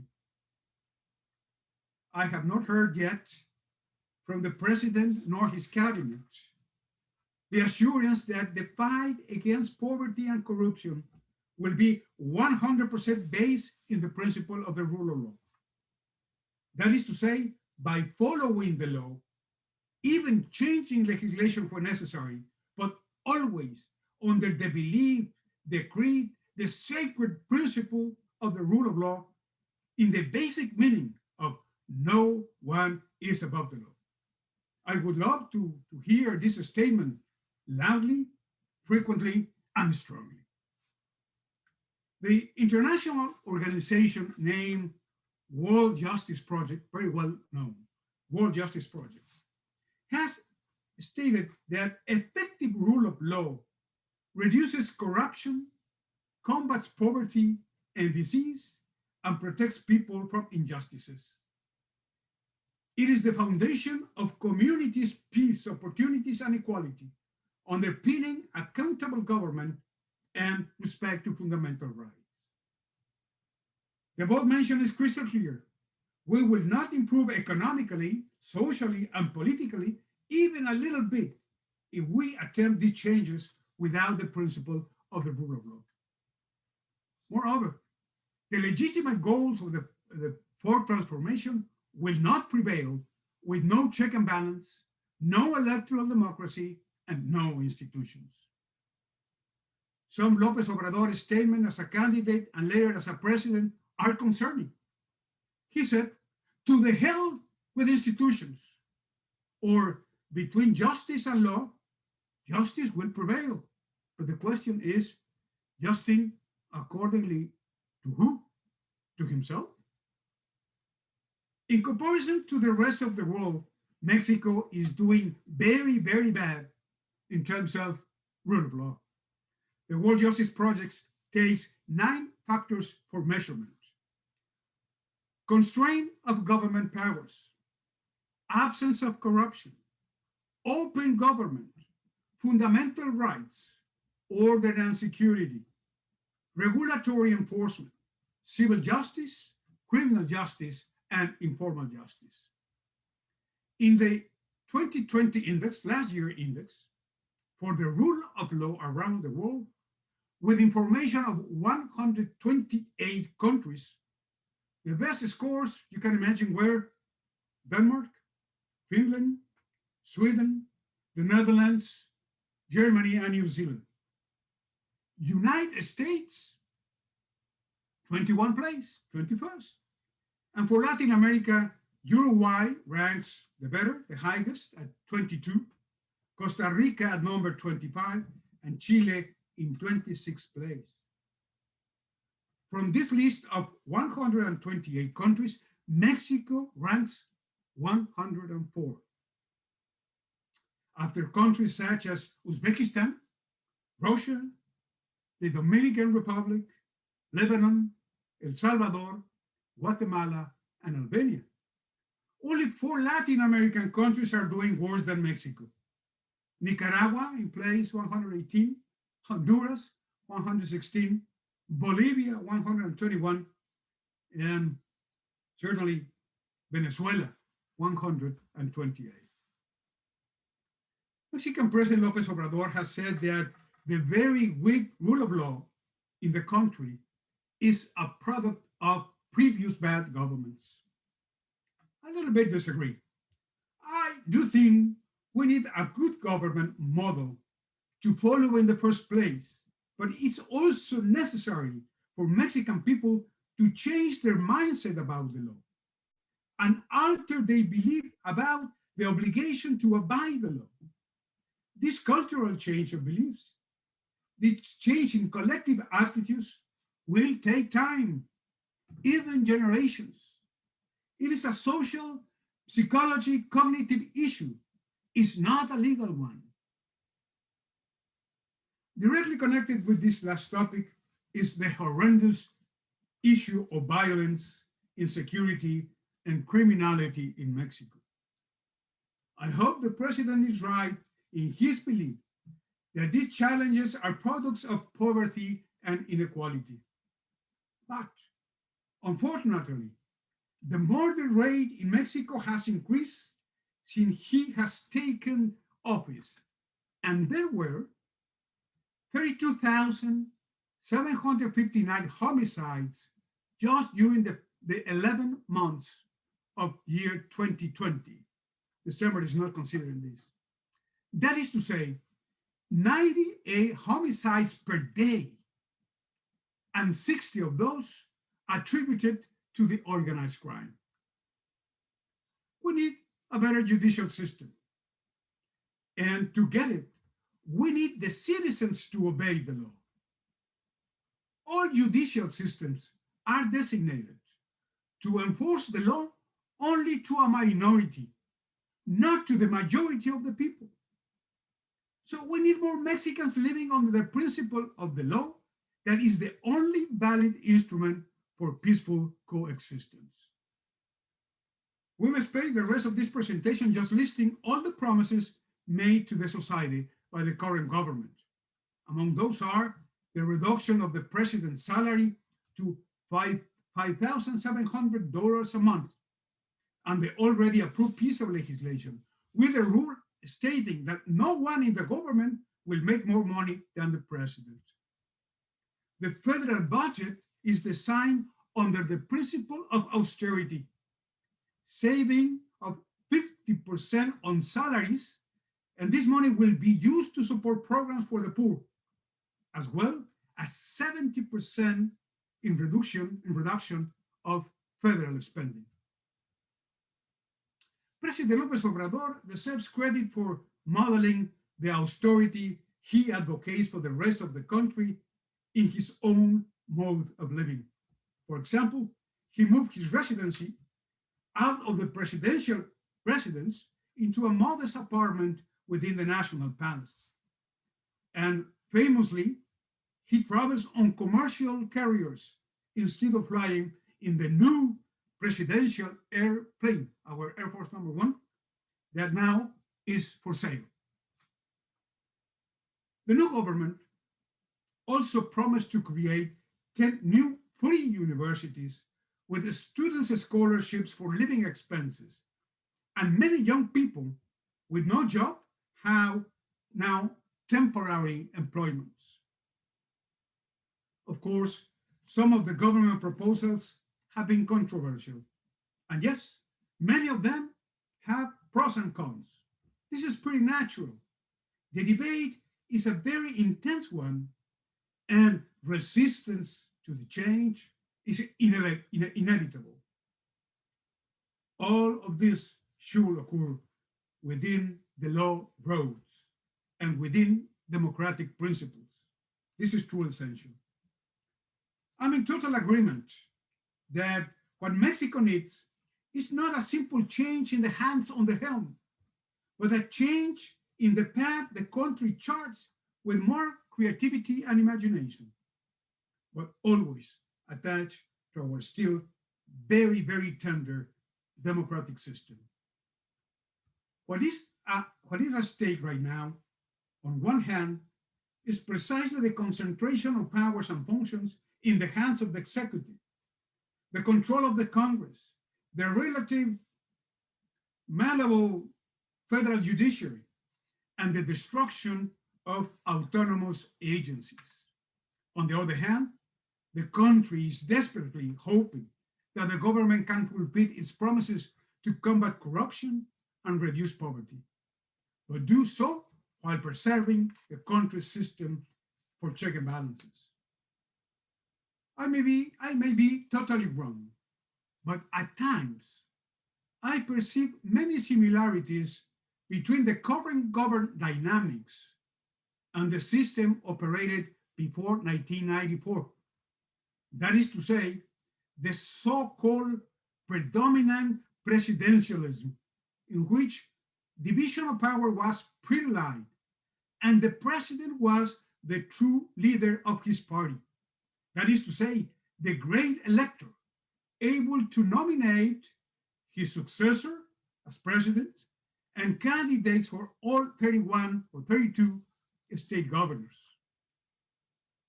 That was precisely the PRI regime until 1994. Morena, the current ruling party, is a creation of Mr. López Obrador. He built this organization from scratch in every single tiny town in Mexico.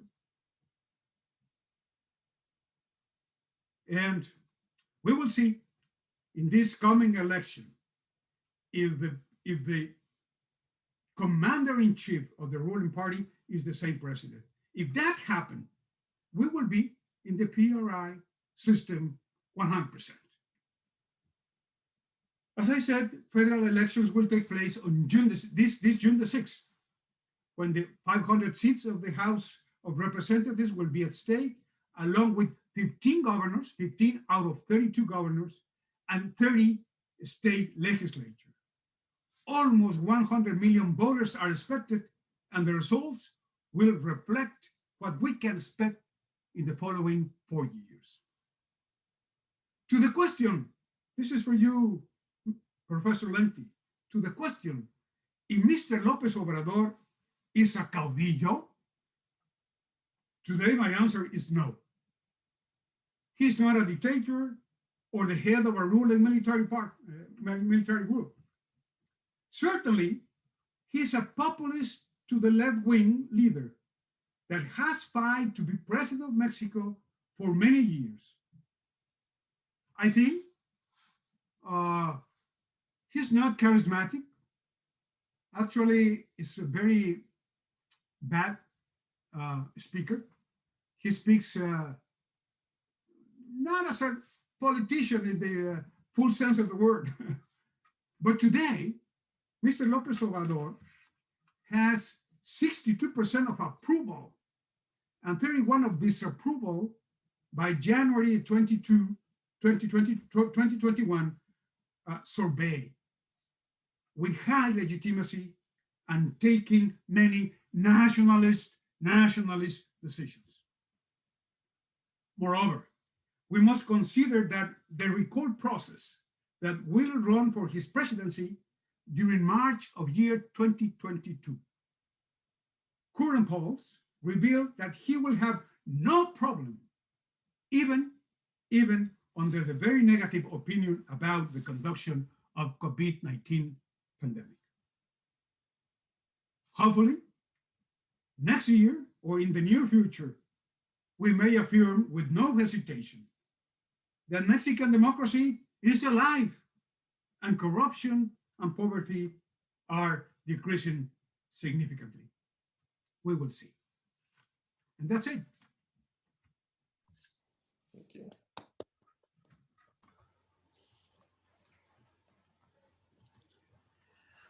Wow, that was incredible. Thank you both very much. We have some questions from the audience, and I would encourage the audience to continue submitting questions through the Q&A as you can, and we'll get to as many as we can. I'll start with a question and then we'll switch off and Barb will ask some of the questions. The first one is the Trump's administration's use of authoritarian strategies seems to many to be an extremely abrupt departure from traditional US political norms. And this raises a couple of questions. Was that transition truly as abrupt as it seemed to many of us? Or in hindsight, can we see indicators in the past few decades that this shift was developing? And then the second part of that question, in Latin American countries that have experienced authoritarian leadership, was there a similar radical transition, or was the evolution toward authoritarian tendencies more gradual?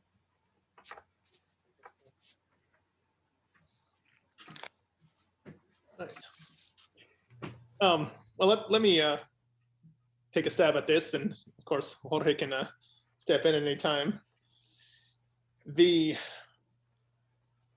of you are probably you're more experts on US politics than I am. I will say though that when I kind of listed the traits of a caudillo, it's you are opposed to institutions, you are a force of instability. So the very act of calling into question the validity of institutions is a delegitimizing force that reduces the authority of the state and opens the door for things like corruption.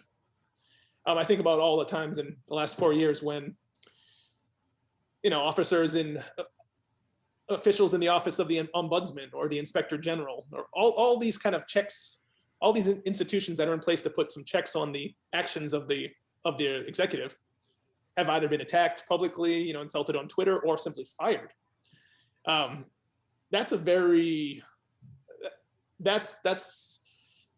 Those are piecemeal attacks on the institution, which can lead to the end of any kind of oversight, which can open the door toward authoritarian, autocratic rule. Does that have parallels in Latin American history? Yes, absolutely. 20th century, politicians in 20th century Latin America who will kind of classify as fascist, like Juan and Evita Perón in Argentina. There was a very widely politician in Brazil named Getúlio Vargas who kind of ran the political spectrum. they were also famous for sort of removing enemies inside their government in order to kind of maximize their power. They were famous for, identifying crises that enabled them to basically take emergency powers to carry out their programs. So, I mean, it seems like Groundhog Day, because these are tactics that are used over and over and over again in order to consolidate power in the hands of an autocrat.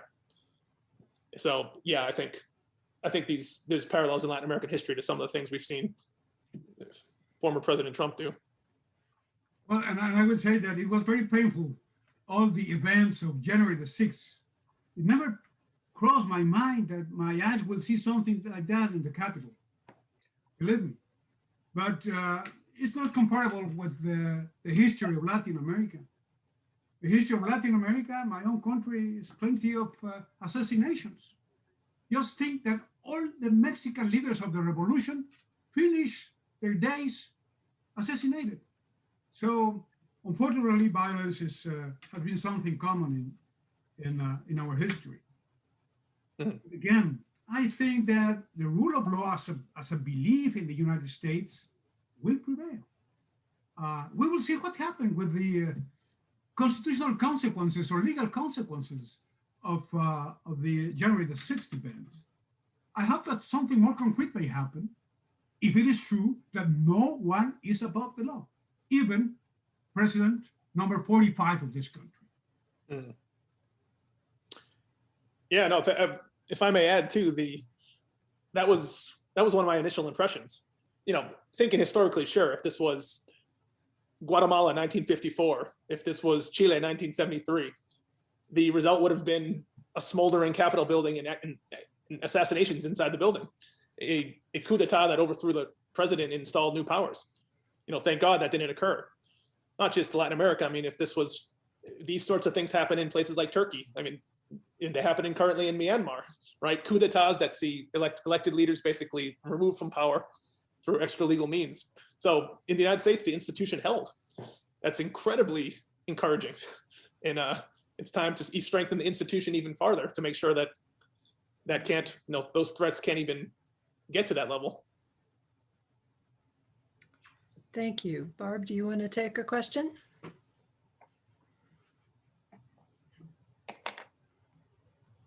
You're muted, Barb. Hello, I'm reading it here. Here's a question for both speakers. How do we reverse the erosion of the rule of law? And then this same person asked a second question. I'm going to read it too. In your opinion, can wealth disparity be improved by a more progressive tax system like the US had in the 50s? Well, regarding the erosion in terms of my country, I will not use the word erosion. I think that we need to really create and strengthen the principle of the rule of law. And this should be part of the informal education at home. This is values. This is moral principles. This is ethics. And I think that we should strengthen that type of communication. We need, some time ago, I proposed a focus group with millennial parents or X-generation parents with complete information about the change that we need to produce in their children about following the law. And I think that we should do that. We must work with the youth.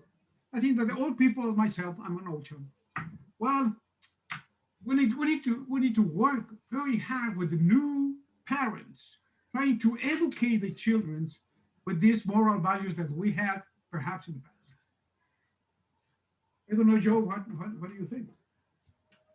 Yeah, forgive me if I'm always trying to contextualize in the story of Latin America, but I remember reading a very important reform that has to occur in a place like Mexico is that the police have to be professionalized. That begins by paying them a lot more money because it's a low-paying job in virtually every jurisdiction in the country, which means that it's a low pay, low prestige, kind of high stress job, which entices officers into corruption. into extortion and things like that. The rule of law requires a major investment in the institutions by the state, which means higher taxes. In response to the second question, yes, absolutely. A more progressive tax system can help deal with a lot of these problems by simply funding institutions to the level they need to be. And there's so much interesting theory about why corruption among the police is so prevalent in Mexico and elsewhere. And a lot of it stems from the fact that these are low paid jobs, low prestige jobs, yet they're so important in maintaining, they're so important in a modern society, yet they're paid very, very poorly. Well, for 4 years, for the good and for the bad, I had the responsibility to be the head, as Attorney General, the head of law enforcement agencies in Mexico, with a lot of federal police officers, thousands. And one of the first actions that we took was to raise the salary of the policemen, to give more benefits, to protect their families. And we submit them to a vetting process, a process that we take from the FBI. We clean. I thought that we have to clean the police force, the federal police force, in 85, 90%. But after 1 or 2 years, those same officers became corrupted as well, because they never believe in their hearts. That's why I'm thinking precisely that. We need to go to the mind, to the heart of the people, to have a different attitude regarding law abiding. Yeah, and I wonder what you think of this, Jorge. The theories of someone like Claudio Lomnitz basically explained that clientelism means that a job is patronage from a political leader. So if you're a police officer, you were given a job in exchange for some kind of loyalty that you showed to that single politician.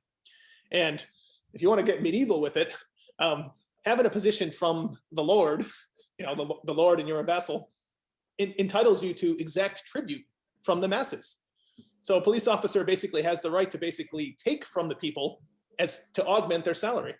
That's a sort of that's a basic clientelistic privilege.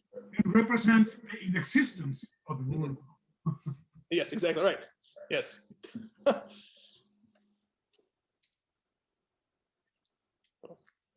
Okay. Jenny, do you have a question, or should I keep reading from the audience? Why don't you keep going for another 1 or 2, and I'll have one after that. Okay, here's one. Dr. Lenti, what can we learn from history to find a way out of current political situation in the US, where elected officials are not able to let go of our former president's political influence? That's great. I wish we had the previous speaker, Dr. Clayton, here. This is very much a Cornell Clayton question. Oh, nice. That's nice. Yeah, it's a good question, I think. I mean, if I just want to continue this kind of thesis I'm giving you tonight, it's that loyalty to a political leader, not an institution, is dangerous in any country. Obviously, the Republican Party is in complete turmoil right now. It's what I heard, the circular firing squad doesn't even begin to describe how much the members are at odds with each other over the issue of loyalty to Trump. So they should focus on support of the party, not one single member of it, because that's not going to lead to any kind of long-term sustainability for that party. And that would be, I think, the first step to remove some of the difficult problems in U.S. political discourse, I think. Sorry, I'll turn this over to anyone who knows this better than I do. I have a personal question for Senor Madrazo. Madrazo. Yeah. Madrazo. It's okay. Our president didn't know the Constitution.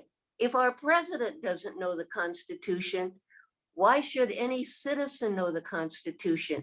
Because most citizens don't. Our newspaper editor is always getting calls and people are upset, and it has to do with the Second Amendment.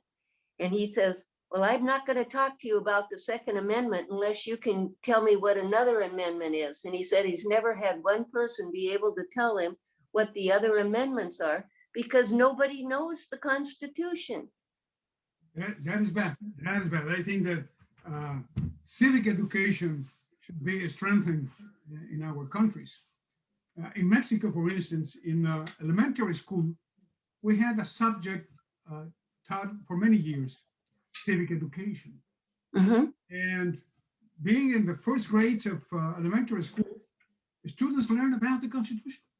Not, Wow. they will not recite the Constitution, but the most important institution and values of the fundamental order.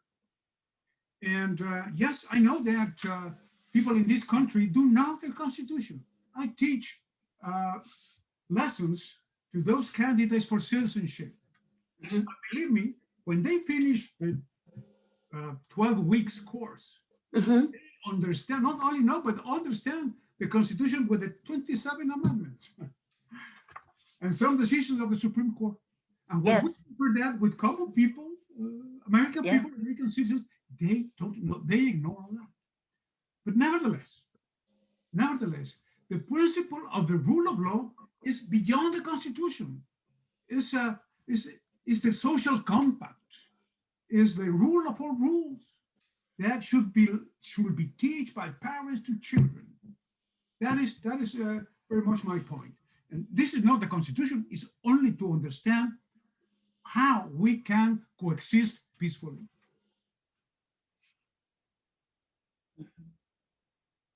I have a question from the audience. What's the most effective weapon against corruption? Well, we need exactly what López Obrador is doing. Modeling with example. Modeling with example. A strong institution, enforcing the law, and giving a lot of education. I think it's not one simple answer. It's a complex problem, and the solution is also with a lot of complexity. But I think that education, law enforcement, and modeling are very important to succeed in this endeavor. Mhm. I have a follow-up for you, Jorge. There were some argue that in Mexico, some of the corruption in government is the result of single term limits. In the ability, single term limits, and politicians need to sort of extract wealth before they leave office. Do you think that re-election, there's a principle in Mexico of no re-election, it comes from the revolution. Do you think re-election would kind of institutionalize the job of a congressman or a senator and make them less likely to basically pilfer in the final day of days in office? I'm a defender of the principle of non-re-election, not only for the president, but for many other elected officials. I completely disagree with the re-election of representatives and senators. We need to learn from history, and you're a historian, Joseph. See what happened in the 19th century in Mexico with the re-election. That was the source of dictatorship. Look what happened with the principle of non-re-election with the revolution. After 32 years of the dictator Porfirio Diaz. So I think that we should not attempt to do that. I think that we should keep the principle in a very strong terms, the non-re-election of a president, because it's the only true limitation of a powerful president. Today, we have perhaps the powerless president in the second half of 20th century and these 2 decades of the 21st. It's really very powerful. What is the only real limit that he has is the non-re-election, Article 83 of the Constitution. And I think that public servants, public officials deserve a decent salary to live as a middle class. And that's it. But again, that is education on civics, on moral values. And that is part of the family education. Barb, do you have another? You're muted again. Barb, you're muted.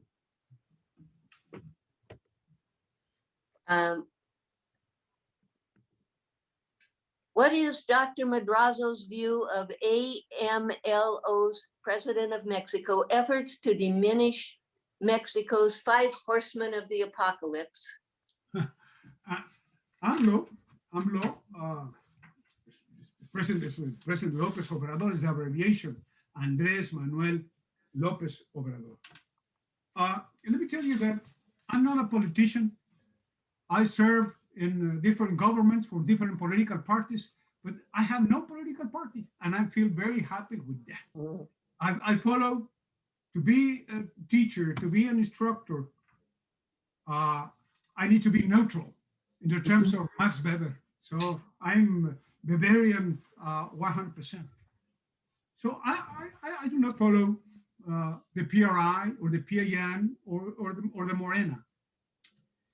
And what I believe is that President López Obrador won the election because he worked intensively and consistently to get that position.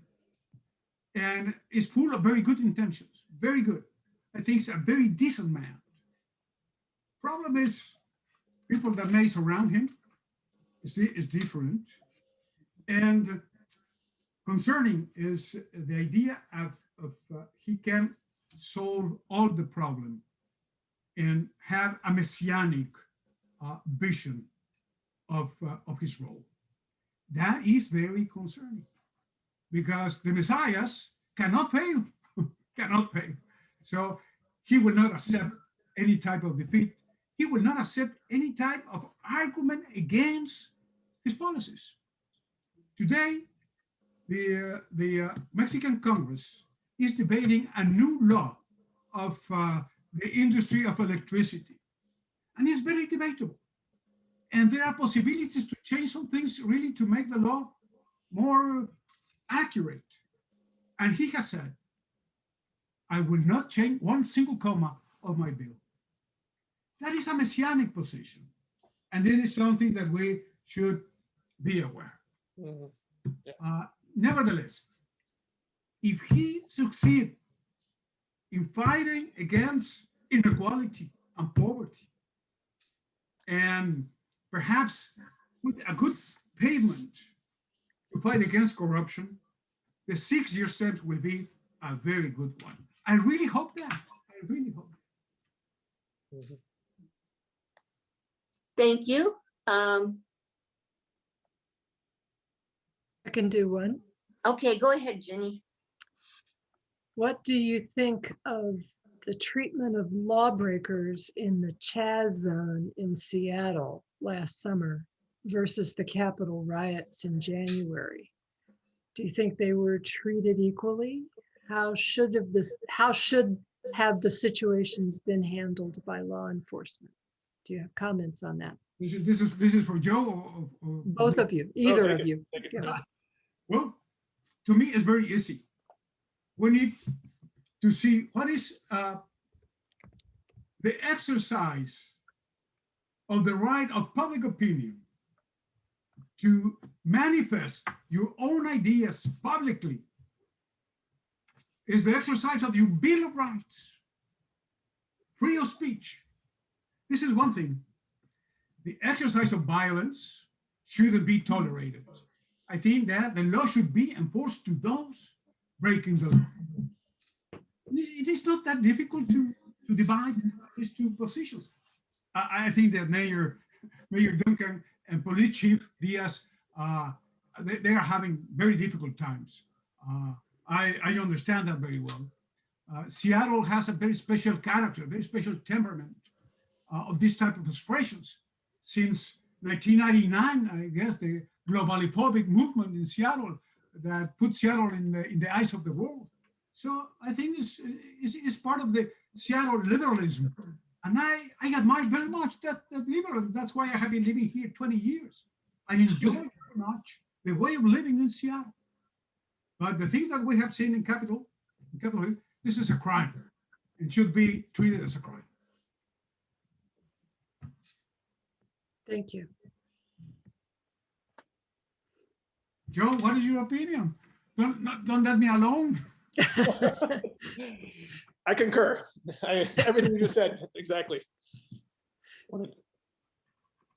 I just want to say one thing. I just finished reading a book. It was called The Assassination of Lincoln, but it was an attempted assassination of Lincoln prior to his taking the oath of office. And as I was reading it, the Pinkerton agency got wind of it and they diverted him, so he wasn't assassinated. But it would have been not that much different. Well, it would have been different. It would have been worse than what happened in DC on the 6th. So this is not new in America. It's just, it's new in our generation. We don't see this kind of violence, but it's there. It's been there. Now, That's all. all of us should cooperate of healing the country, healing this terrible division in society. Mhm. Well, I have another audience question, if that's okay. Well, actually, it's hard here. There's still a few good ones. What is the public opinion of NAFTA in Mexico? Well, we have a new NAFTA. The NAFTA negotiated by Mr. Trump and Mr. Lopez Obrador with some significant changes. I think that now the name is TLEC, United States, Canada, and Mexico Free Trade Agreement. I think most Mexicans accept the free trade agreement because that represents jobs for us. What we need in our economy is jobs well paid. We need to tackle the unemployment rates that we have in Mexico. And free trade agreements, and we have many free trade agreements in the world, are beneficial in that regard. So in an agreement, you win and you lose. But I think the balance will be good for Mexico. It has been good and will be good for Mexico. Mhm. Joe, what do you say? Yeah, that's a couple of years ago. Jorge and we collaborated on something to talk about NAFTA here in Spokane, and he brought a colleague of his from the university who's a negotiator who works with the Mexico team, who's involved in the negotiations over things like NAFTA. And I think that was the most important takeaway from that was that outsourcing of, outsourcing of labor, outsourcing of production will continue as long as there are markets in place where environmental protections are ignored, where wages are lower. So corporations are going to they're going to compete in a race to the bottom to find settings where they can profit the most with the least, labor and environmental output. So why shouldn't Mexico be a country that obeys environmental standards, that pays its workers a relatively good wage? Why shouldn't those jobs be in Mexico? Because if they're not in Mexico, they're going to go to Bangladesh. They're going to go to Myanmar. So it's important, I think, for we in the United States to recognize that we have a partner that we share a border with, a 2,000-mile long border. These are our neighbors. These are our, fellow Americanos. It's that if there's going to be sort of hemispheric trade, it should be with our neighbors in North America. And, So, and if we don't want to see more undocumented people coming, yes, putting their lives on risk, losing their lives, crossing the desert and the river, we need to create jobs in the South. We need to create jobs in Guatemala, in Honduras, in Salvador, and Mexico. And I think this is the policy that will be implemented by the 46th President Joe Biden. Mhm. That is precisely going to the root of the problem. Mhm. And I think that the free trade agreement may facilitate this process. It's not easy. It's a negotiation. You win and you lose. Yeah. Barb, do you have another question?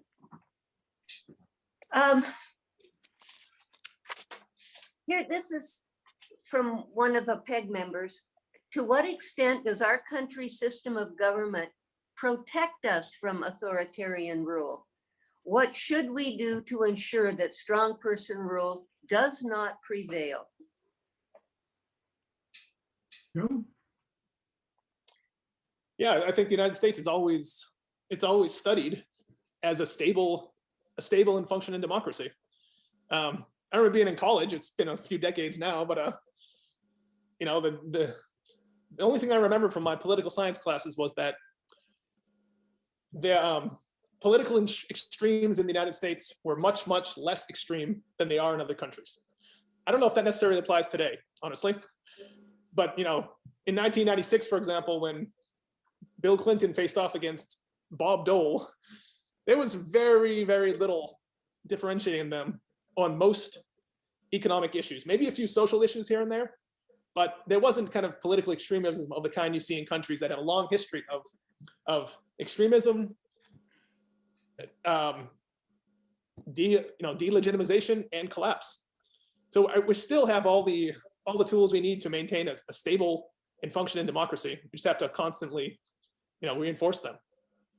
And I would say that for many countries of Latin America, starting with Mexico, the model of a very good democracy that we should follow and imitate is the US democracy. That's why it's shocking to me the presentation of Joseph Lenti by saying the Latin-Americanization of United States democracy. It is the opposite of the paradigm. We have been following the system of the United States for many years. The US Constitution was translated into Spanish in 1824, and we took federalism, we took the presidential system, we took the division of the legislative branch, the judiciary from your own constitution. It is a model for us. So now what is happening is the opposite. All bad things is now coming to the north. Yeah.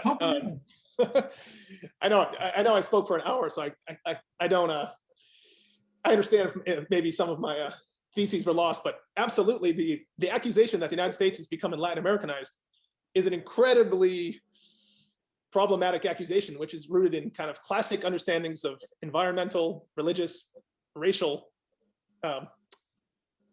difference. So it's a semi-racist accusation to say that, implying that only in Latin America can things like corruption, only in Latin America can things like populism exist. They can't possibly happen here. Things have to literally go south in the United States in order for us to become like Latin America.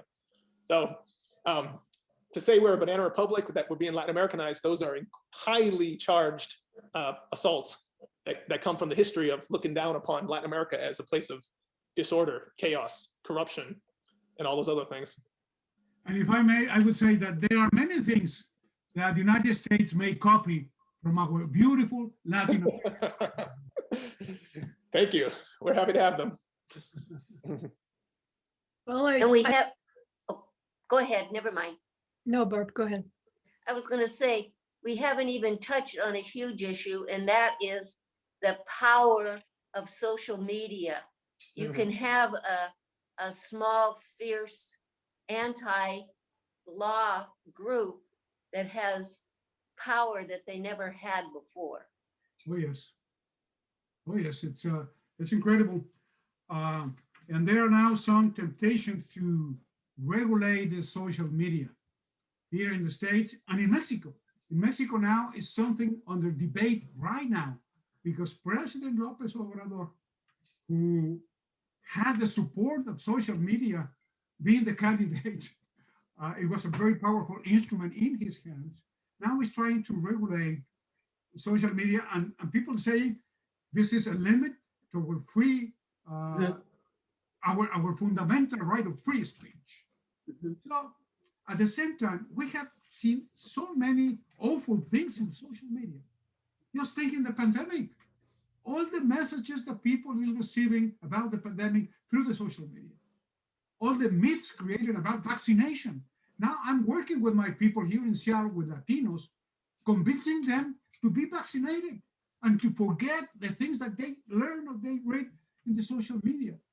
So, well, it's a new world, and many things of the social media, to tell you the truth, I do not understand. The simplest for me is the Zoom. Besides Zoom, I'm over. Well, I think maybe just a couple more because we have gone a little long tonight. And this one is intriguing. This is an audience question that is intriguing to me. We had Dr. Cornell Clayton speak in December, and he was talking about populism. And one of his closing comments just struck me is that the premise that we will not be able to make a difference with populism unless we address economic inequality. So this question is, in your opinion, can wealth disparity be improved by a more progressive tax system like the United States had in the 1950s? Do you have thoughts on that? Joe? I do. I absolutely support that. It's again, I'm not an expert on the U.S. history of any kind, actually, but I know that the historians look back at the mid 20th century as sort of the absolute apex of American civilization, meaning North American, U.S. civilization, when the middle class was its strongest ever, when there was the smallest disparity between rich and poor in the history of any modern nation. And that's simply not the case anymore. Social inequality in this country has reverted to 1920s and 19-teens levels before you had, regulation of industries, times before you had things like the progressive movement put it in place, worker protections. So, we're not at our peak right now. And one thing we could absolutely do is basically create a more progressive tax code. Washington State is a well-run state. It's a model for the nation, but it has a regressive tax code. There's no question about it, and that needs to be changed, I think. To me, the only way to fight in a sustainable manner, poverty is by growing the economy and the base of people paying taxes. I think that is the solution of Mexico. Of course, our taxation system is really very bad. But we have very few people as slaves paying taxes. And a lot of people forgetting the taxes as they forgot everything connected to the law. That's simple. So even the problem that people not paying taxes is part of the same rejection to the norms. Mm-hmm. We need to create a bigger economy. We are 20 times smaller than you guys in the US, the Mexican economy. That is a big problem. That's why it's attracting so many people for better jobs, better pays, better wages. So if we are able to improve our economy, to be more productive, to have better trades, I think that we can create jobs. Not only give money to the people because he's poor, because they are pregnant, because they are old, but creating good jobs and people paying taxes fairly.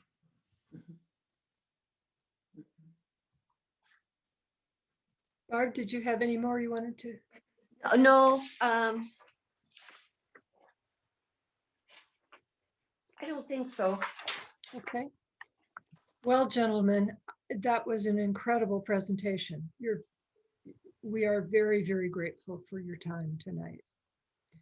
On behalf of PEG, please accept our gratitude to both of you.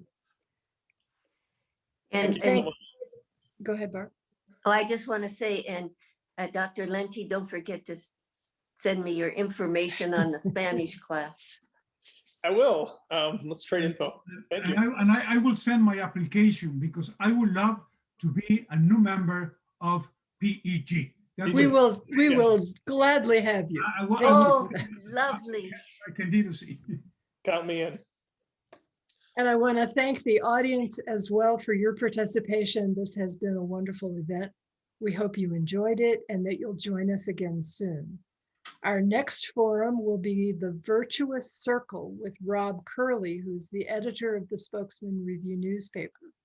Please plan on joining us via Zoom on March the 2nd at 7 p.m. And again, a video of tonight's event will be posted on our website, www.pegnow.org, within a couple of weeks. Thank you all, and we wish you a very good evening.